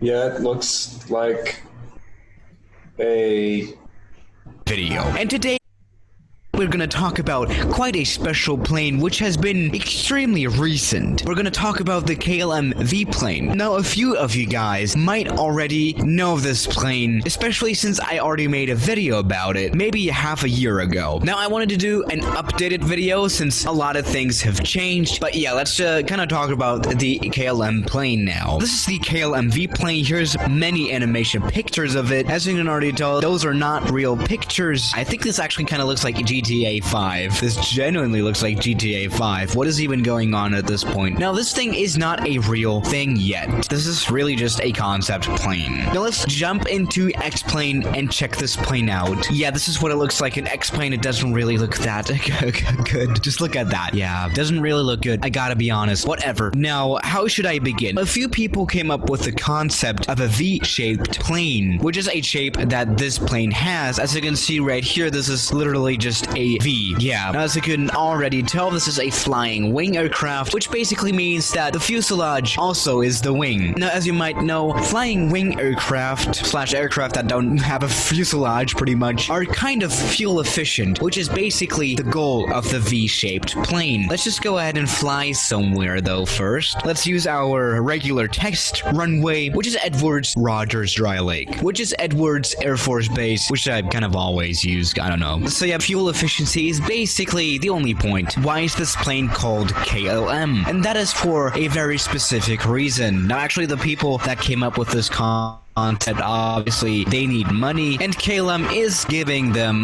that airline money, and they're basically sponsoring them. And now the plane is called KLM plane. Now that's a way to advertise, isn't it? Well, this probably will never be reality anyway. Let's just go ahead and take off. Now this thing is actually going to use way less fuel. It will use 20% less fuel than an A350, for example. Now I wonder how this thing flies. I think we should take off. We're going 200 knots. That's quite fast, isn't it? Now obviously, this is really just a concept, and we don't really know whether this thing is going to be a reality ever or not. Oh, yeah, that might happen. Actually, since June, when this project was announced, some things updated. For example, oh, Jesus Christ. Now, for example, they came up with a potential cabin design, which actually I saw on Sam Chui's Instagram. By the way, talking about Instagram, you should follow me on Instagram. This is what they kind of came up with. It looks like a regular cabin. It's kind of weird maybe, but why not? Now, that's pretty much all we know about this plane. Now, to be quite honest, I think that it's pretty much impossible for a plane like this to ever succeed. I mean, this thing kind of sucks.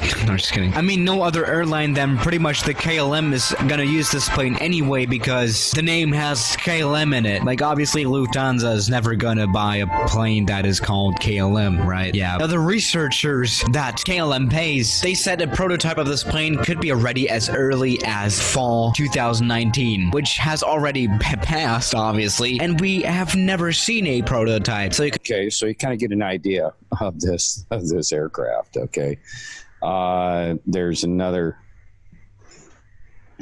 The one that I watched, they actually made a model of the wing, and let's see here. I don't see it here, but they actually made a scale model of it and took it out and flew it around. And so it's not in that one either. So I'll have to see if I can find that video. But again, just the point being is that the technologies that are being, released out to us are old technologies. Now, there we go. Danusha found it. Okay.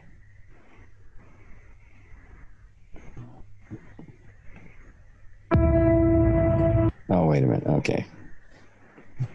All right. So here's a video of an actual scale model that they have built of this aircraft, and showing basically proof of concept on the flying wing.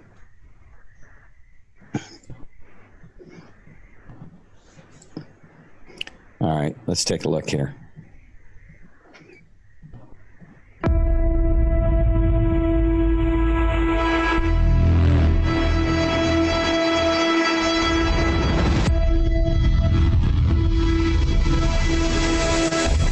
I'm ready.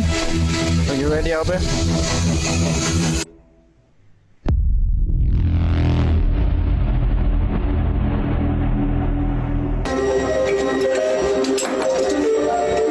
What's the tips number? It looks shiny. We've started this whole project back in February of 2019, so about a year and a half ago. The Flying V is a new aircraft configuration. The fuselage and the wing are integrated in one body, and that means that the airplane consumes less fuel than a conventional tube and wing aircraft. The scaled model has been designed not only to demonstrate that the Flying V can indeed fly, but also that we can actually do a test with it. We can make maneuvers with the airplanes and then measure the response of the airplane. So in that sense, it's really a scientific vehicle that we use to perform tests with. We do plan to have hopefully a few flights today, so that we can at least get some useful data that we can go back and analyze, and also plan further flight tests. Yeah, it's getting a little tenser towards that moment of first flight, absolutely. And I know the whole team is feeling that.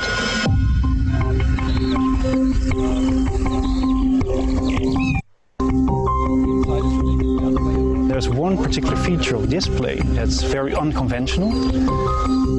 If we are exceeding a certain angle of attack, then there's a sudden nose-up pitching moment. So it's becoming unstable. Yes, get some throttle. Yeah. Right side, yes. Yes, left side also.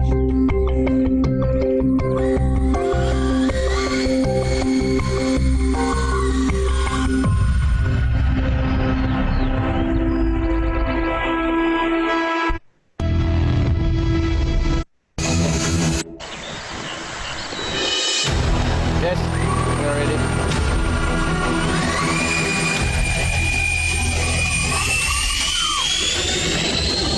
5, 7, 9, 11, 13, 15, 20, 22. In the air. I continue. Yes, 24, 25.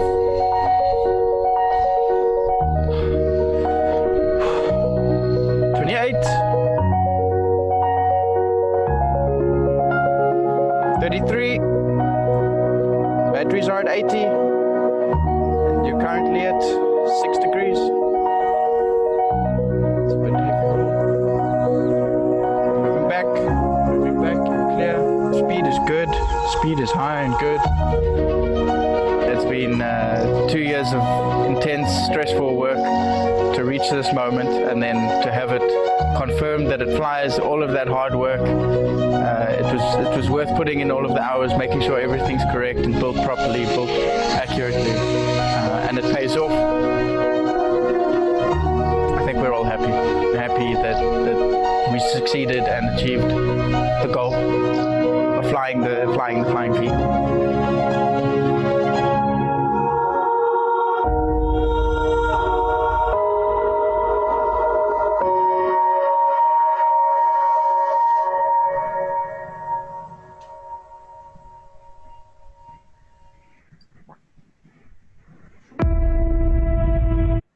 All right. So, proof of concept? Yeah, I mean, you had something similar to that with the stealth bomber, right? Mm-hmm. Mm-hmm. So it just made it for people instead of bombs. Yeah. Very, yeah. So again, we get into this whole idea of, they just keep reinventing the freaking wheel, it seems like. Yeah. And how much longer are we going to keep accepting this mantra that, do you think that we're going to get some kind of disclosure of, some very advanced technologies? I really, really, really hope so. Because I think that if we don't, we will miss this window of opportunity, and we won't really, I don't think, get it again. So I hope so. Okay. Now, you remember the document that we were reading a couple of shows ago about, I think we were in this last Friday or last Wednesday. And it was the Nazis and Dulce document that we were looking into, and we just barely scratched the surface of it, and it was the end of the show. Yeah. Okay. Well, I've got that document back, and I thought maybe we would. We've got time now to dive into this one here, and it more or less follows along where we were going with the rest of what we've been talking about, and that is, the Nazis, and all the stuff. I mean, everything seems to be falling back to the Nazis and the Germans, and this whole group of inhabitants of that part of Europe, and going back to their ancestry. As far as they were very paganistic in the very early days of their society. And then, the fact that they possibly were being influenced by beings outside of space and time. We'll just leave it at that, or whatever that may include. All right. So Dulce, Mexico, and the Nazi connection. And this is a document that came from the Bibliotecapelades website. Okay, and we left off where, let's see. Researcher Jim Bennett, a letter to the Jacques Vallée dated January 15th, 1992, made some startling disclosures in regards to the alien situation at Dulce, New Mexico base in particular. It is my belief that even if there is a fascist CIA cabal trying to establish a world dictatorship using the threat of an alien invasion to foment world government, that the threat may be real all the same. It is also possible that the Bavarians may be working with very real aliens in an endgame designed to establish a world government, using this threat as an excuse to do so. Although when the world is under their control, the Illuminati may betray the human race by turning much of the global government control system over to the gray aliens, the beast. The aliens may have been cooperating with the Bavarians for a very long time as part of their agenda to implement absolute electronic control over the inhabitants of planet Earth. Now, this should ring a few bells for you, TMC, because this has a lot to do with what, a lot of the research that you dive into.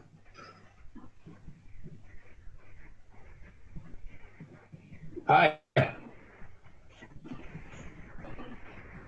Oh, did you freeze? No. Yeah. No, I'm tossing it to you, dude. You're supposed to You're supposed to pick up the deal here.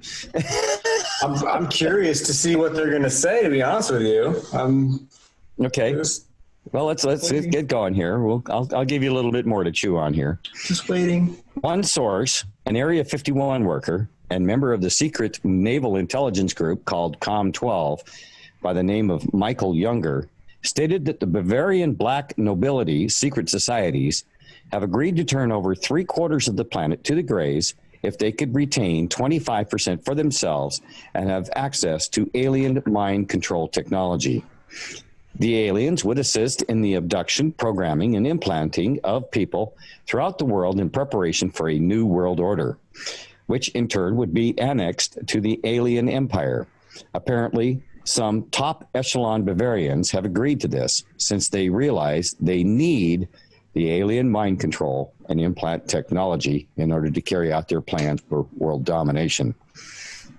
In his lengthy letter, Jim Bennett, director of the research organization Planet Com, writes, in 1947, brought the passage of the National Security Act, the start of the Nazi-germinated CIA and NSA, the influx of at least 100 Nazi scientists, engineers, etc., into the United States and Canada.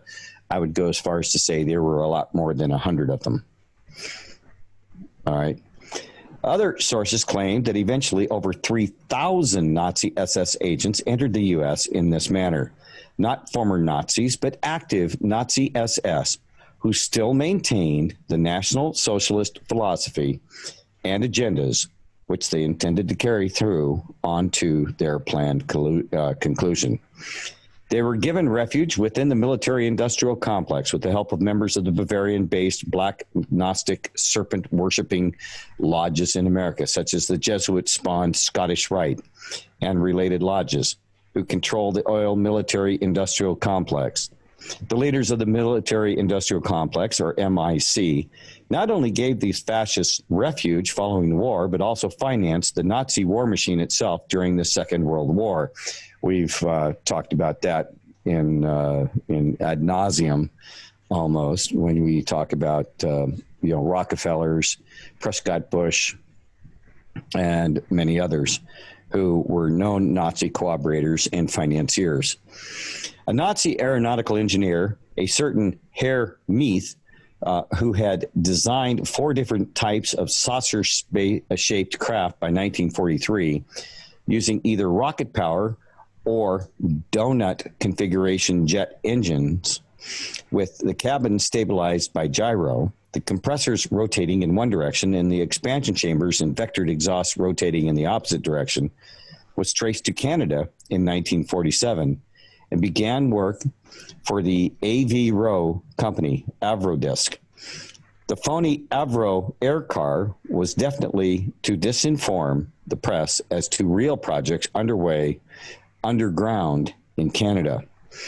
The 8-mile-long train that went out of Austria in 1945, 672 train cars to the coast of Brittany, the contents loaded on board ships, eventually ended up underground in southwestern Canada. At the same time, over 100 prefab factory buildings were shipped from England to British Columbia, just north of me here. The Nazis had everything before any other country. They had radar in 1933. They had infrared sensors, heavy water, etc., etc. We have been told lie after lie in terms of who invented these things. If anyone in the world had access to alien technology, it was the Aryans, the Nazis. Their metallurgy and casting were flawed, or they would have conquered the world. As you know, many expatriate Nazis were given carte blanche, new ideas, and were included in the startup of more than several departments of the CIA in 1947. Departments including genetics and cloning, with some of the same doctors who had given death camp residents gangrene, etc. Designer drugs and mind control, using the same scientists who designed methadone and methadone for Hitler's manic efforts. In 1952, a public stir caused the CIA to shuffle these fab fellows out of town. My guess is to various underground centers that were being built. I've talked to Paul Benowitz at length several times on his behalf. You only tell people how they drove him nuts, not why. I asked myself, why would you leave out that reason why they sent him reeling? Here, Bennett is addressing Jacques Vallée concerning his book, Revelations. To fill you in, because you obviously took Linda Howe's and Tracy's opinion rather than questioning Paul directly. He's a pilot. He flew over the Dulce area numerous times on his way between Albuquerque and Denver. He took many pictures of the construction going on, and according to Paul, he also took pictures of circular craft on the ground at this site, which as late as 1973, according to him, had large hangar doors, much the same as Lazar's secondhand explanation about the doors at S4. All the stuff from Area 51 and S4 having to do with inertial mass cancellation was moved to an area near St. George, Utah. The most revealing photos and their negatives disappeared in about 1975 when various fringe UFO experts visited Paul. Also, his house was burglarized and ransacked more than once. In later years, more Shadira and Torme made a meaningless tour of Dulce when they went to Albuquerque, the real reason for their travels, to see if there was any more evidence of serious consequence still in Paul's possession that they could grab. And sure enough, he was missing some photos when they left his house. If you even talked to Benowitz, you would have gotten a lot closer to having a revelation. The waste from the underground biogenetic lab, no aliens involved, although that is where we humans produce the short-lived, big-eyed, big-headed imitation aliens, comes out in the River Canyon about 10 miles below Navajo Dam. It says here, note, an alternative scenario to the above would be that reptiloid gray aliens are involved, as well as biogenetically constructed beings developed by Illuminati, tool, CIA-backed scientists working at the Dulce facility. And that's by Branton. Although these days, they treat it a lot more before letting their gray water back into the environment. This base and others are, of course, connected by tunnels to Los Alamos. The Archuleta Mesa installation rivals Pine Gap in Alice Springs, Australia, for security, etc. And everybody in Australia is very, familiar with, we've got that base, Pine Gap, out in the middle of freaking nowhere in Australia, with just incredible amounts of security there, and they can do all kinds of crazy, wacky stuff there. Every U.S. Air Force base has a so-called bolt hole and is connected to this bolt hole by tunnel. A group of 21 people led by an individual we call Rick went to Area 51 in 1889 in a small bus to watch saucers. They were stopped on a mailbox road by two individuals carrying automatic weapons and wearing camouflage togs. One individual popped a can of gas in the aisle of the bus, and that's all for 3 hours. When they came to their senses, they cut their trip short, returned to L.A., and 5 persons got separately regressed using hypnotic regressors that did not know one another, and found that during the lost time, their memories had repressed similar events. They had been marched off the bus, taken in jeeps to a building nearby, and had their lives threatened by military personnel. In the U.S., the group that runs the alien abduction scam can only use some of the hardiest of these short-lived biogenetic bad luck stories. Short-lived because they have no digestive tract and can survive only about 2 weeks maximum after they are removed from the growing matrix. Then they deteriorate and die. They have no soul and are not considered sentient beings by Tibetan Buddhists.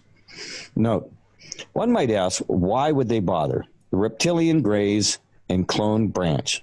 Although in addition to the clones, there are also apparently the polyembryons and egg layers reportedly have no digestive tract and thus intake food and excrete waste through the skin. Jim Bennett may have just assumed that since they have no digestive tract, they have no way of taking in food, and that they were therefore government creations which die after 2 weeks of starving. We grant, however, that Bennett is right in that, according to the Dulce papers, human and cattle DNA may be used to develop almost humans and other unnatural living forms. From Branton. The Army's mind control unit must take well-deserved credit for the veterans who seemingly go suddenly crazy, killing many people and then themselves.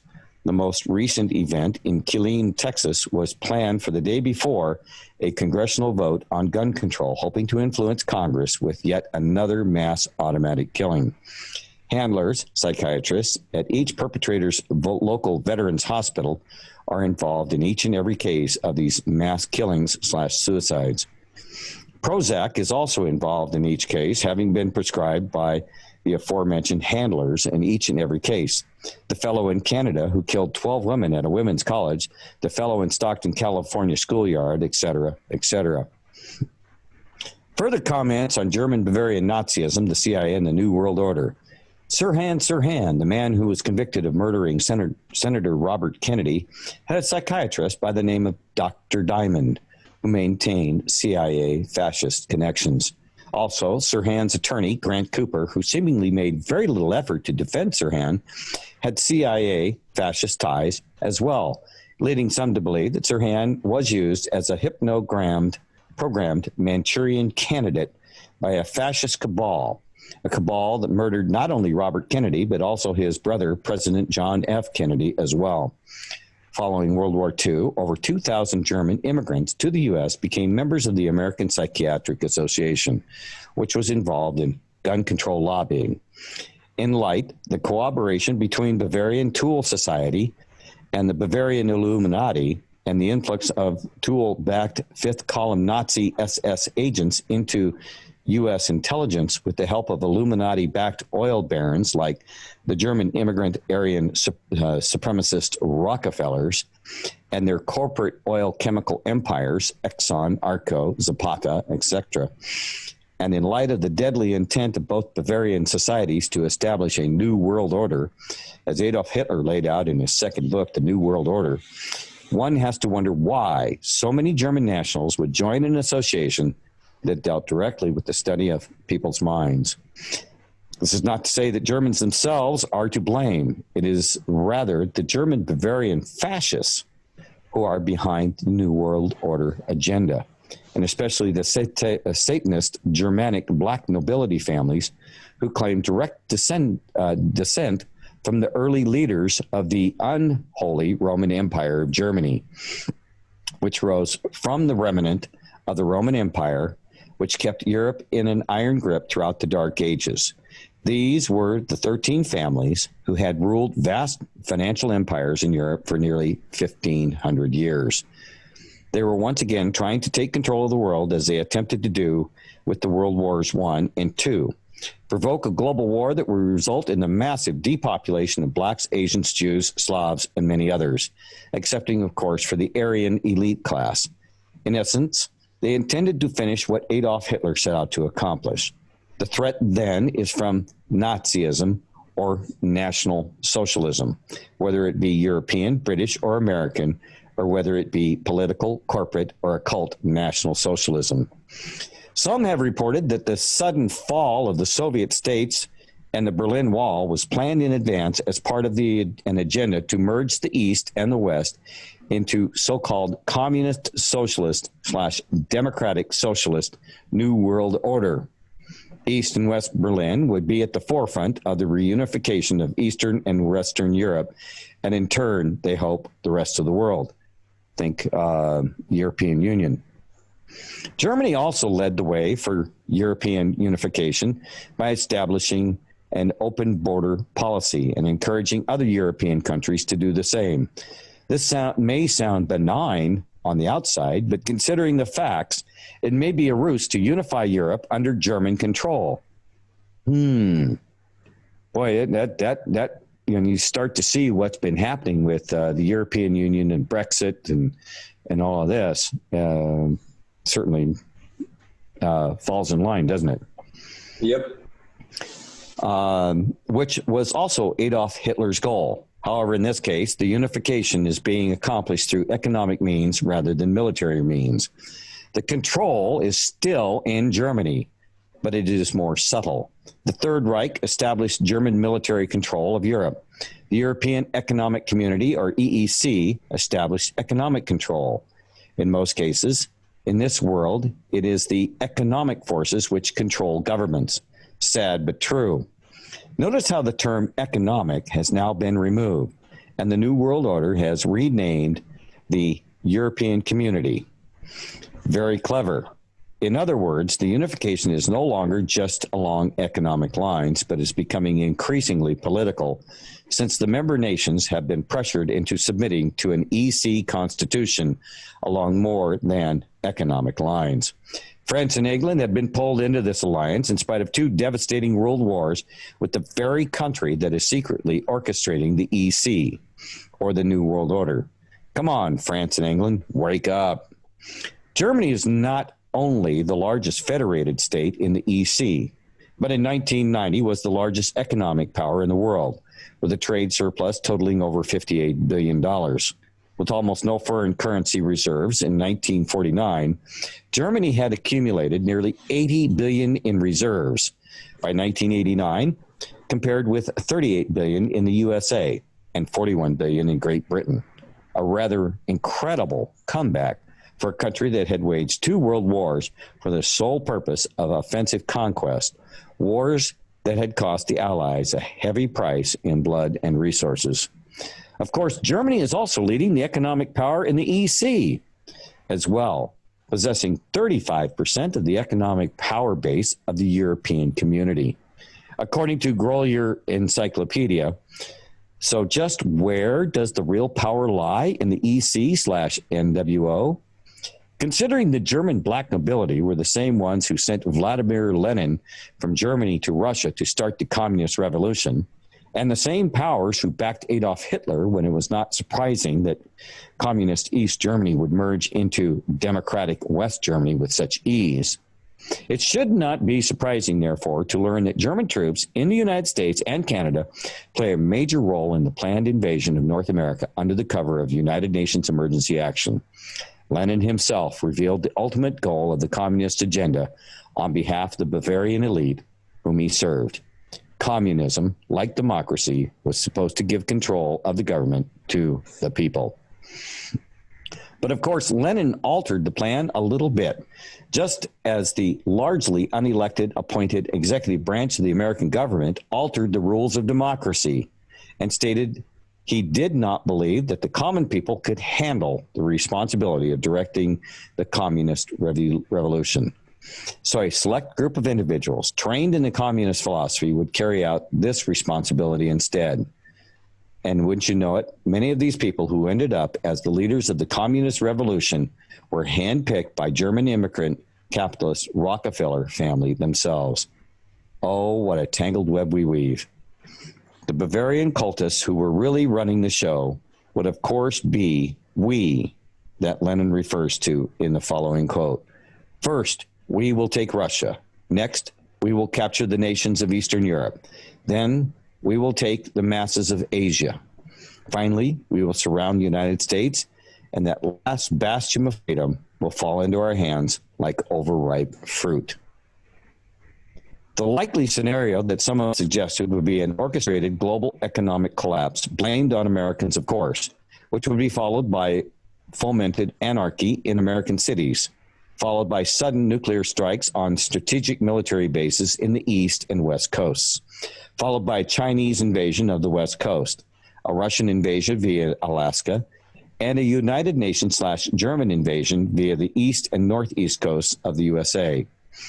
All of those countries who believe that by accepting a flawed socialist political agenda from another country, Germany, in order to supplement their own nation, and cultural integrity are sadly mistaken. Cooperating with the Bavarian-backed United Nations New World Order agenda can only lead to the death of your independence as a nation, the death of your culture and history, and the death of your children who are sent to fight and die for the sake of a global government. It's Bavarian and Arctican masters, and in turn, their draconian allies who are just waiting with greedy claws to take hold of this planet once they have succeeded in getting us to kill each other off to the point where they can move right in and take over with little human resistance. Boy, that was woo. Yeah. There's a lot in that. Yeah, it's really something. I wonder how much of that is true. Well, how much of it are we actually seeing played out? Yeah, geopolitically, the structure movements look that way. As to the motives and the actual players, okay, those are still to be determined, but some of those alliances with the Rockefellers and the fact that the Bavarian black nobility were after the Kennedys and all that, I can see that being plausible for sure. Mm-hmm. For sure.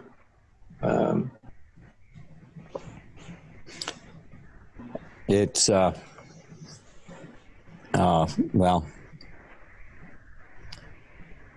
it's surprising how close to that document is to what we're seeing playing out right now.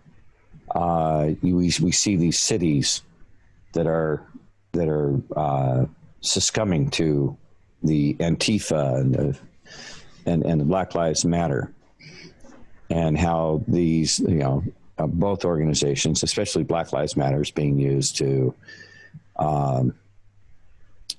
fund, through people's ignorance, the Democratic National parties, and then what was interesting is I was going through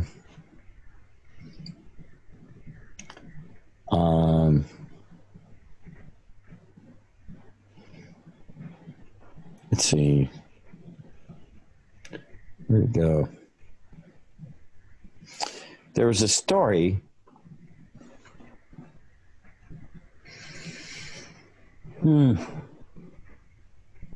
by the way, Danusha put up a really fascinating article here.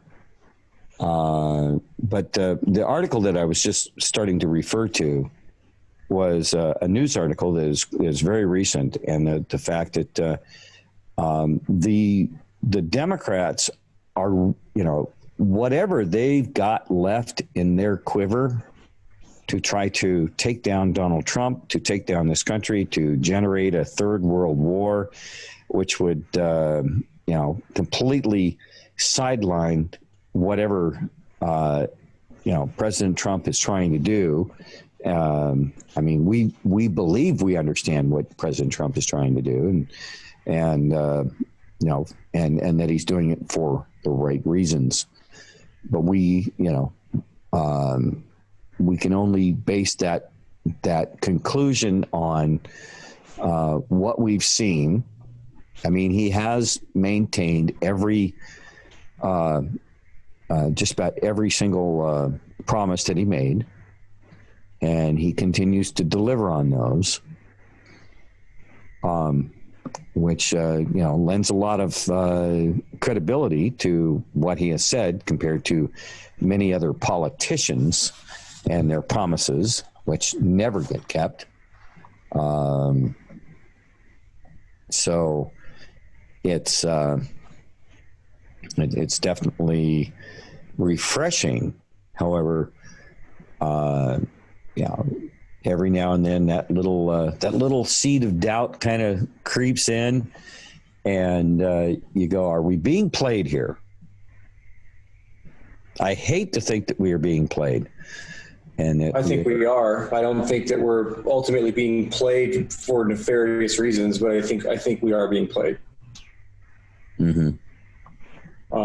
And it's just part of the game at this point. To be told certain things, to steer the public perception, which creates an overarching perception that the opposing side is then able to read, and it's just the art of deception, right?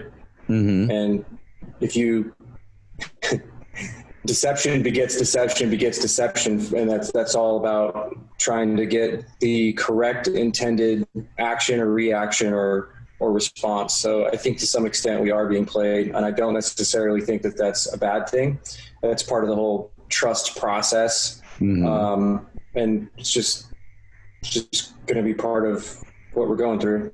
Yeah. That's why the discernment piece, and that's why the debate, and that's why the research, and why through all of this, I think the general public, the masses, if you will, need to continue to try to find the truth, so that when we're fed new information, we can determine for ourselves how true it is or not. And I mean, you could probably pull up any Q post and get a handful of people in the room, and they all understand it differently. And that's what I mean. That's what I mean. And that's the whole nature of this, of the posts, is to put this idea of what's possible out there. Many different meanings. Right. And allowing the confusion to educate, to empower, to awaken, but also to provide a smokescreen or a deception that enables an intended response to occur from whoever's playing this game. Yeah, and the actual pieces in the game. Right. And we're part of that. Moved around. Yeah, we are. We're kind of like a magnetic force that gets manipulated. We're the energy source. Yeah. Yeah, we're the energy source, because if they can lie and get away with a certain amount or create a perception a certain way, then that shifts the general energy one direction versus another. It's that Overton window. It's this idea of perception is reality. Right. So that's our role at this point, is to stay somewhere stable in the middle so that the fringes can continue to fight, and hopefully in the end the right side wins, not the left-hand path. By the way, Mega Mad Dad, I do trust my heart, and I do. I have thought for the longest time that things had to get to a certain point before we reached that precipice where something could be done, or something was going to be tried to put things right. I do not believe that we are destined to end up as automatons serving some psychologically damaged master. I don't think that's our destiny. I really do not. And as such, I'm an optimist. What can I say?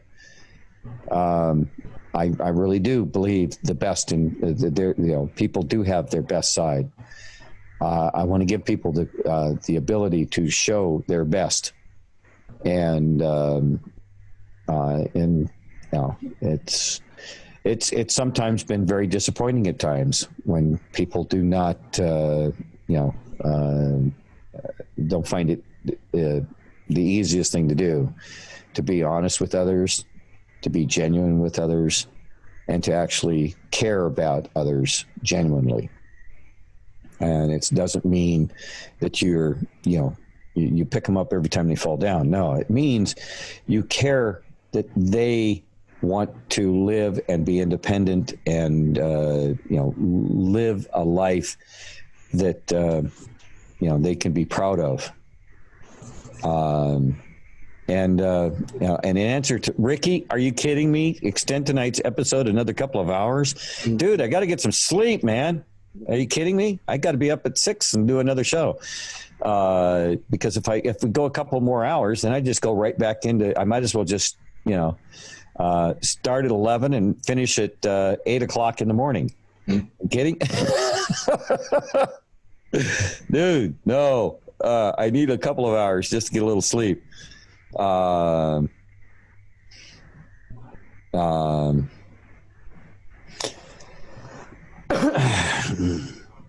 Anyway,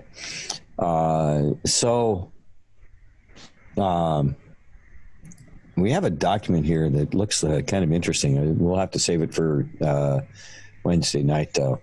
UFOs, are we welcome? Are we alone in the universe? The Nazi UFO secret. And this looks like this is a very intense document. It's pretty long. Very cool. We get a couple of shows out of this. It looks like. Who knows? Anyway, there's a lot of stuff out there that do I detect a hint of salt smoke? No, I just, unless I'm just going to devote all of my, from like noon till 7 o'clock at night to sleeping and then just stay up all night, Sounds like my world, man. Yeah, well, there are some things that do require me to be up in the afternoons and things like that, but not a lot, actually. And, I do tend to get my afternoon naps. Anyway. No, what are you sorry about, Danusha? That is an excellent document. I like that. So, anyway, fascinating show tonight. I think that video was... it was way good. Very, very good. And I am going to try to get that uploaded onto my YouTube channel and see if it will survive at least 24 hours before they take it down. They seem to be making a real effort at that here lately, is keeping my videos from being uploaded. Really? How long does it normally take? An hour? Well, it's not so much uploading. I mean, it's once I get them uploaded, which happens really quickly. They've been taking them down. The last really good one that I put up was that one where I went into all how they corporatized our government. Yeah. Yeah, they took that down after 100. Within 12 hours, it had 179 views. I guess they thought it was too good, and they took it down for inappropriate content. Interesting. Yeah, and then they took another one down, saying that it was imitating. It was, and the way they described it, I went in, I was looking at it, and they described it as imitating another website or another channel or something like that. And I'm scratching my head over that one. I mean, what? Yeah. What was I imitating about another channel? I don't know. So weird. Yeah. Anything to keep the folks from at least getting information that they can look at, maybe do some other research on it, and discern for themselves. That's the point here. I'm not saying any of this is true. I'm not even, I'm saying I'm as skeptical as the next person. Nothing I have seen empirically proves anything other than circumstantial evidence. All right.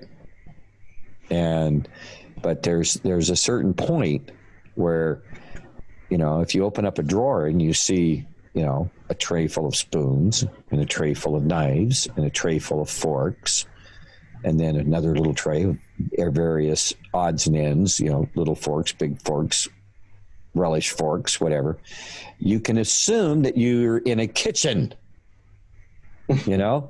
or very close to one. All right. And you've just found the silverware drawer. I mean, that's a pretty good assumption when you see all that all in one place, right? Yeah, that's the problem, though. When you put enough circumstantial evidence together, and you end up getting some very compelling ideas out there, and that's the problem. Yeah. Yeah. So, and we've dove into enough of this stuff, and and so much of this stuff, like Operation High Jump. Operation High Jump is a documented. Why in the world would they take all that military equipment and run off to Antarctica and then come back with their tail between their legs? I mean, what the hell happened? Right. All right. I mean, they sunk a ship. They killed people. They lost aircraft. And prior to leaving, Admiral Byrd himself said this was a mission. It wasn't an expeditionary mission. It was a military mission. That would be a very interesting piece of declassification, because that would set the table to, I mean, that's like the crack in the dam. You know what I mean? Mm-hmm. What really happened with Admiral Byrd. Mm-hmm. That would be a crack in the dam. It would. And then shortly after that, Forrestal takes a dive out of the 13th floor, 14th floor of Bethesda Medical Center. Ah! I mean, are you really? Okay, come on. It was an accident. Oh, I'm certain it was, yes. I mean, you wonder where they get these wonderful scripts in Hollywood if they're not based on some of this crazy ass crap that we're talking about here. Well, yeah. Are we in a world where art imitates life, or is life imitating art? Or is art imitating life because life, or so that life can imitate art? If you look at all the apocalyptic movies that they've been making, and all of these movies that they've made about monsters and people being controlled and all this other stuff, I think it's probably a 50-50 deal. Yeah, I think it goes in that order. Yeah. All right, man. Well, we're getting to the top of the hour here, so would all passengers please report to the TR-3B? All passengers report to the TR-3B. Your seats are being warmed for you now.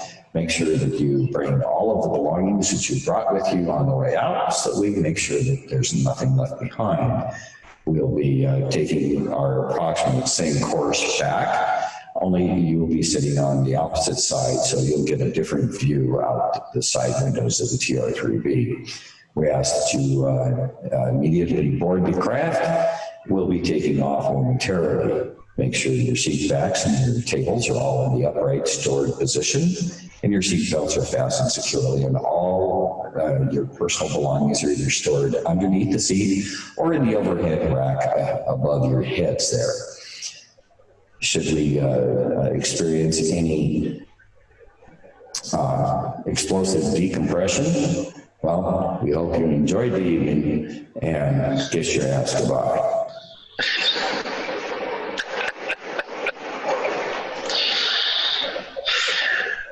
We'll now be lighting up the engines and heading back home. Thank you for joining us tonight. Good night, everyone. God bless.